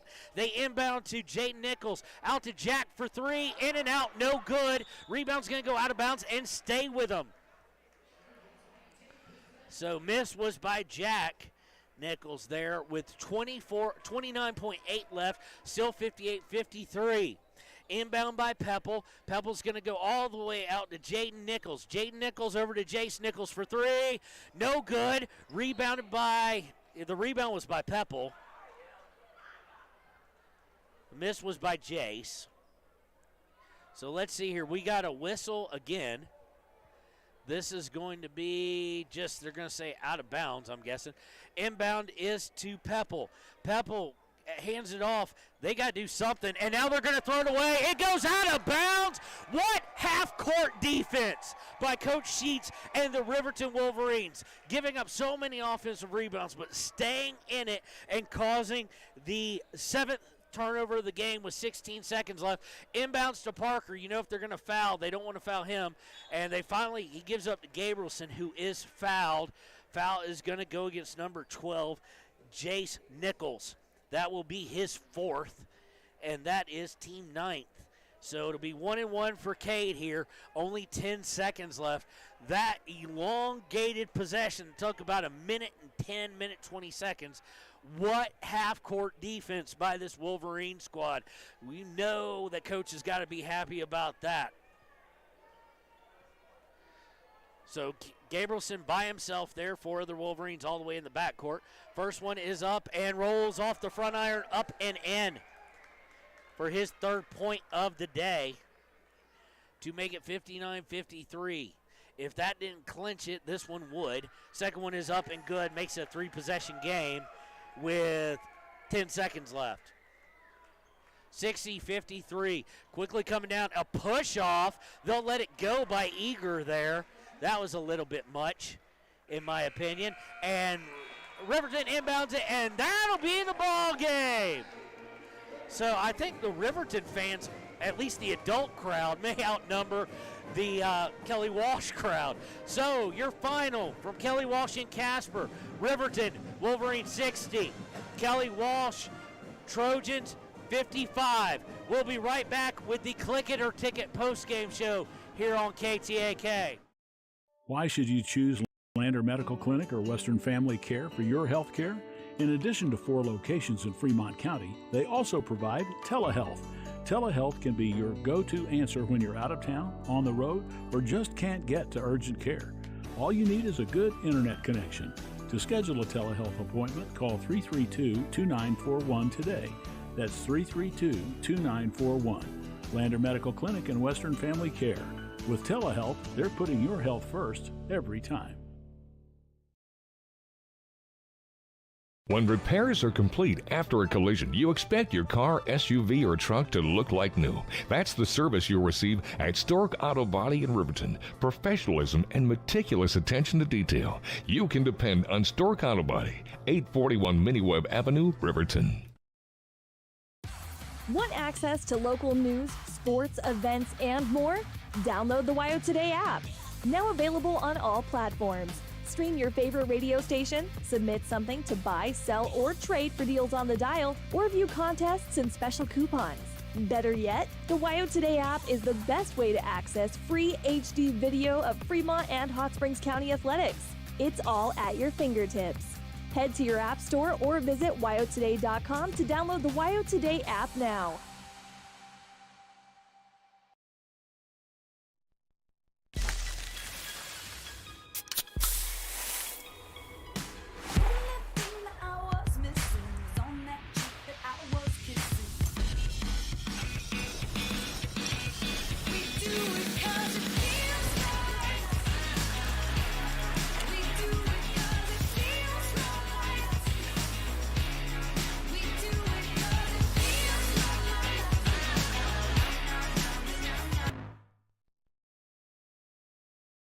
High Plains Power is a Touchstone Energy cooperative. What does that mean for you as a Rural Electric Association member? It all comes down to 7 principles: open membership, one voice, one vote, member benefits, independence, education, cooperation, and community. To understand how it all works, we're headed back in time.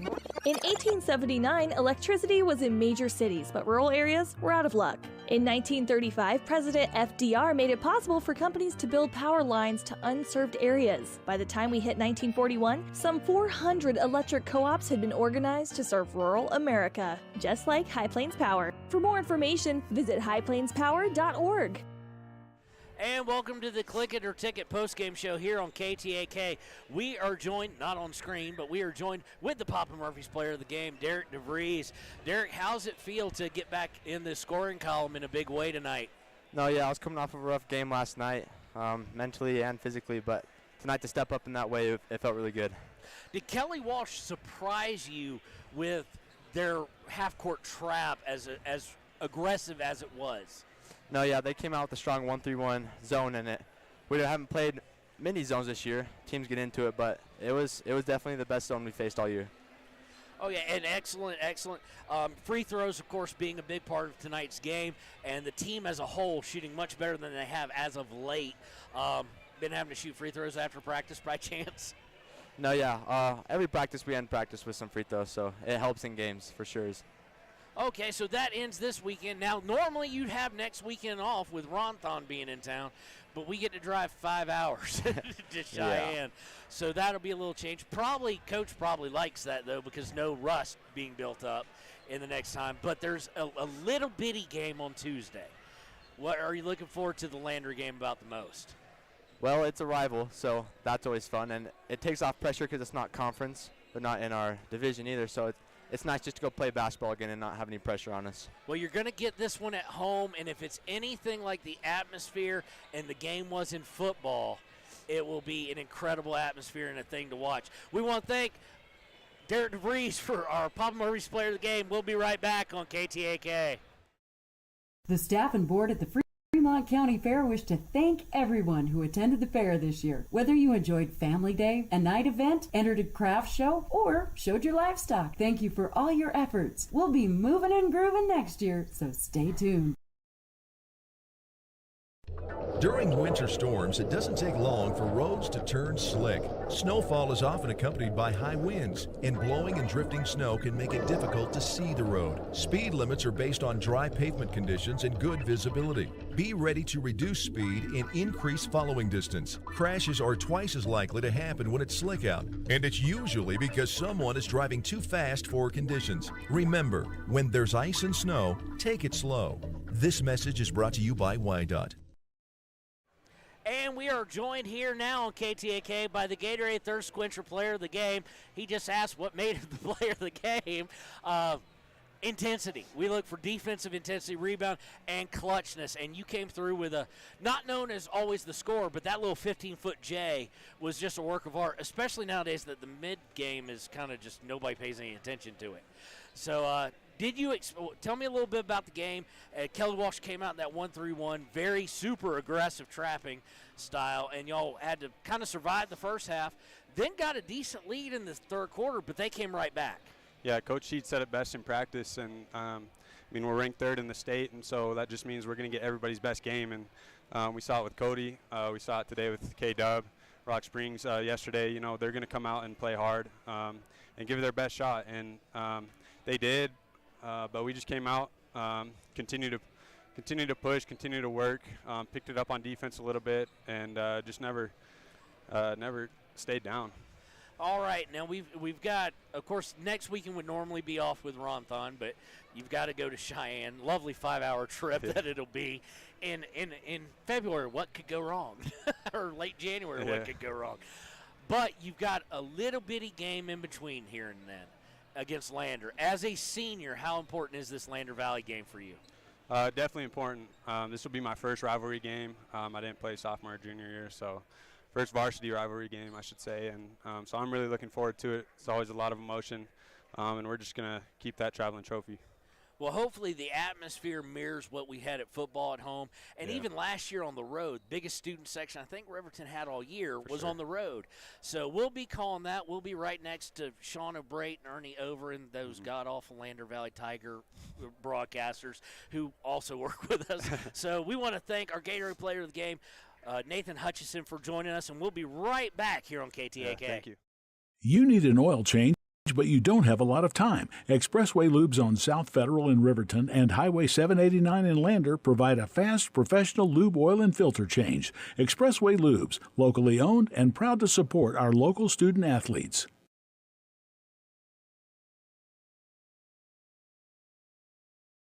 Hometown Freedom Healthcare, making healthcare great. Providing coverage in family medicine, women's health, pediatrics, and mental health. Meet providers Tara Blumenshine and Adina Vasco and Jessica Rodriguez. Come see us at Hometown Freedom Healthcare, locally owned, 463-0541. At some point, everyone is a pedestrian. When you're driving, yield to pedestrians. Wear light clothing. Walk on a pathway instead of the road. Look out for pedestrians. Avoid distractions like your phone. Look out for pedestrians, they're everywhere. We are the Wyoming Indian Lady Chiefs. We need you in our stand. Your car or truck is an investment. When it needs repairs, you need someone you can trust to do the job right. Take it to Gunners Automotive. They repair all makes and models of cars and trucks, from oil changes to brakes, tires, and more. Gunners Automotive, 856-2288. Riverton's Hampton Inn and Suites is proud to sponsor our youth athletics in Fremont County. Fremont County school athletics provide our youth timeless experiences and lessons that can lead to success for life. Setting goals, teamwork, and hard work make young athletes into good citizens. And welcome back to KTAK's Wyoming DOT Click It or Ticket post-game show. We are joined by Coach Sheets. That was a fun one to call. I don't know if it was the coach, but that was fun. You know, it's going to be kind of that broken record of our conference games, especially the makeup of our conference this year. It's going to be battle every night. So, 5-point spreads are going to be fairly common. And, 1 or 2 point games are going to be even more common, I would say. Just going down the stretch, the teams are so familiar with each other and pretty evenly matched and sometimes unevenly matched, but one team has an advantage in one area and the other one kind of has another advantage in another area. So I think that'll be, pretty consistent for these next 8 games before regionals in conference play. It seems like it's been forever since I called a 1-3-1 half-court trapping defense. Yep. Did that pose any challenges for you practicing or coming into this game, or were you expecting it? We knew it was going in. That's predominantly what they ran, and we practiced it. But again, practicing something is different than seeing it in the game. It's hard to simulate what other teams do really well, whether it's really tall big men or really fast guards or good shooters or zone defenses like that. We knew it going in, but it's different when you get on the court because they do a really good job. They're fairly long. If you let them get to you, they'll trap you. So I thought our guys did a lot better job moving the ball, getting some open looks, and we made some shots. That definitely helped and didn't turn it over as much. You're starting to develop more and more guys off the team who are also clutch late in the game, who are able to take a tight shot like Hutchison tonight with a 15-foot J, which I love because I love the mid-range game, which nobody loves the lost anymore. art, right? Yep. But the 15-foot J. So now you've got probably what you enjoy, actually, is the fact that you won't have the Ronthon weekend off, so you won't have as much rust. Right. But between going to that 5-hour trip to Cheyenne next weekend, there's a small, little, insignificant game on Tuesday. Right. No sarcasm there, right? Yes. And what does that mean to the school? I've only been here a year. Obviously, I've seen one of the basketball games up there. I do remember the Riverton student section was the largest it was all year at Lander. Yep. What does it mean getting it at home, and what do you think it means to these seniors? Well, you know what it is when you talk about rivalries, and they can say throw out the records and all that. But this year, we're both ranked in the top 3 respectively, and so that adds some excitement to the game. We've beaten them again last year. We beat them last year, and we were able to dominate the first quarter. I don't think they scored at all, which was pretty cool for our defense. But again, they're a really good team. It's hard when you're going against one of your best friends that coaches the other team, but that's okay too. It's fun. It's enjoyable. It's a very very great rivalry, and so again. Even though it's not a conference game, it's one of the bigger games of the year. Well, we want to thank Coach Sheets for joining us on the Clicker Ticket Postgame Show. We'll be right back to wrap things up here on KTAK. If your vehicle needs repair, you can depend on the crew at Extra Care Auto Repair. They can repair almost anything with wheels, gas, diesel, domestic, or import, and their work is top quality and reliable. Extra Care Auto Repair on North Federal in Riverton. It's more than clocking in or collecting a paycheck. We are a network of caring professionals who want to be here, dedicated to serving our communities. We are Sage West Healthcare, our 2 campus hospitals in Riverton and Lander. We take pride in our region, our people, and our communities. Located in beautiful central Wyoming, filled with natural recreation in our own backyard. We are neighbors caring for neighbors, a community caring for its own. We are Sage West. We are recruiting the best. Like you. Welcome back to KTAK coverage of Riverton High School athletics and the Clicker Ticket Postgame Show. Just going to give you the final stats real quick for Riverton. Derek DeVries, who was a Proper Murphy's player of the game, finishes with 24. Nathan Hutchison finishes with 6. Parker Paxton with 18. Kate Gabrielson with 4. And Jason Vincent with 6. Tight game, final score 60-55. Riverton, number 3 in the state. They're going to be welcoming, guess who, on Tuesday? That's right, the Lander Valley Tigers. A rivalry game for the ages as Riverton will look to once again beat Lander in basketball. But there's a little extra when you've got the guy who was originally the starting quarterback who got hurt and his backup, Hutchison and DeVries, in exact opposite order, who that football game, epic for the ages, coming down to the wire and coming up short. Nathan will want to get that, along with the seniors, get that last one. So we will be going live Tuesday night. If you're a Lander Valley fan, just want to listen to Riverton tonight, and you want to listen to Sean and Ernie, they will be on KFCW Tuesday night. Is the battle for Fremont County at the 3A, 4A level. Join us on all the Wind River Radio networks, and we will see you next time. Have a good night, and if you travel down here, safe trip home. Community Health Centers of Central Wyoming has locations across Fremont County ready to serve you at Du Bois Medical Clinic, Riverton Community Health, and Lander Community Health Pediatrics. We accept all forms of insurance, including Medicaid and Medicare. Are you struggling to get medical care? Ask for their sliding fee scale. From family medicine to pediatrics, community health centers are here to serve you. Call 307-463-7160 or visit chccw.org to schedule your appointment. The choice is yours. Sutherland's Friends of the Family Plus Consumer Credit Card lets you choose from 5% off instantly at the register or special financing on qualifying purchases. That means no forms, no waiting, no rebates. You can choose 5% off instantly with your Sutherland's credit card. Got a big project? Choose special financing. The choice is yours with Sutherland's Friends of the Family Plus Consumer Credit Card. Subject to credit approval. Minimum monthly payment required. See store for details. Only at Sutherland's.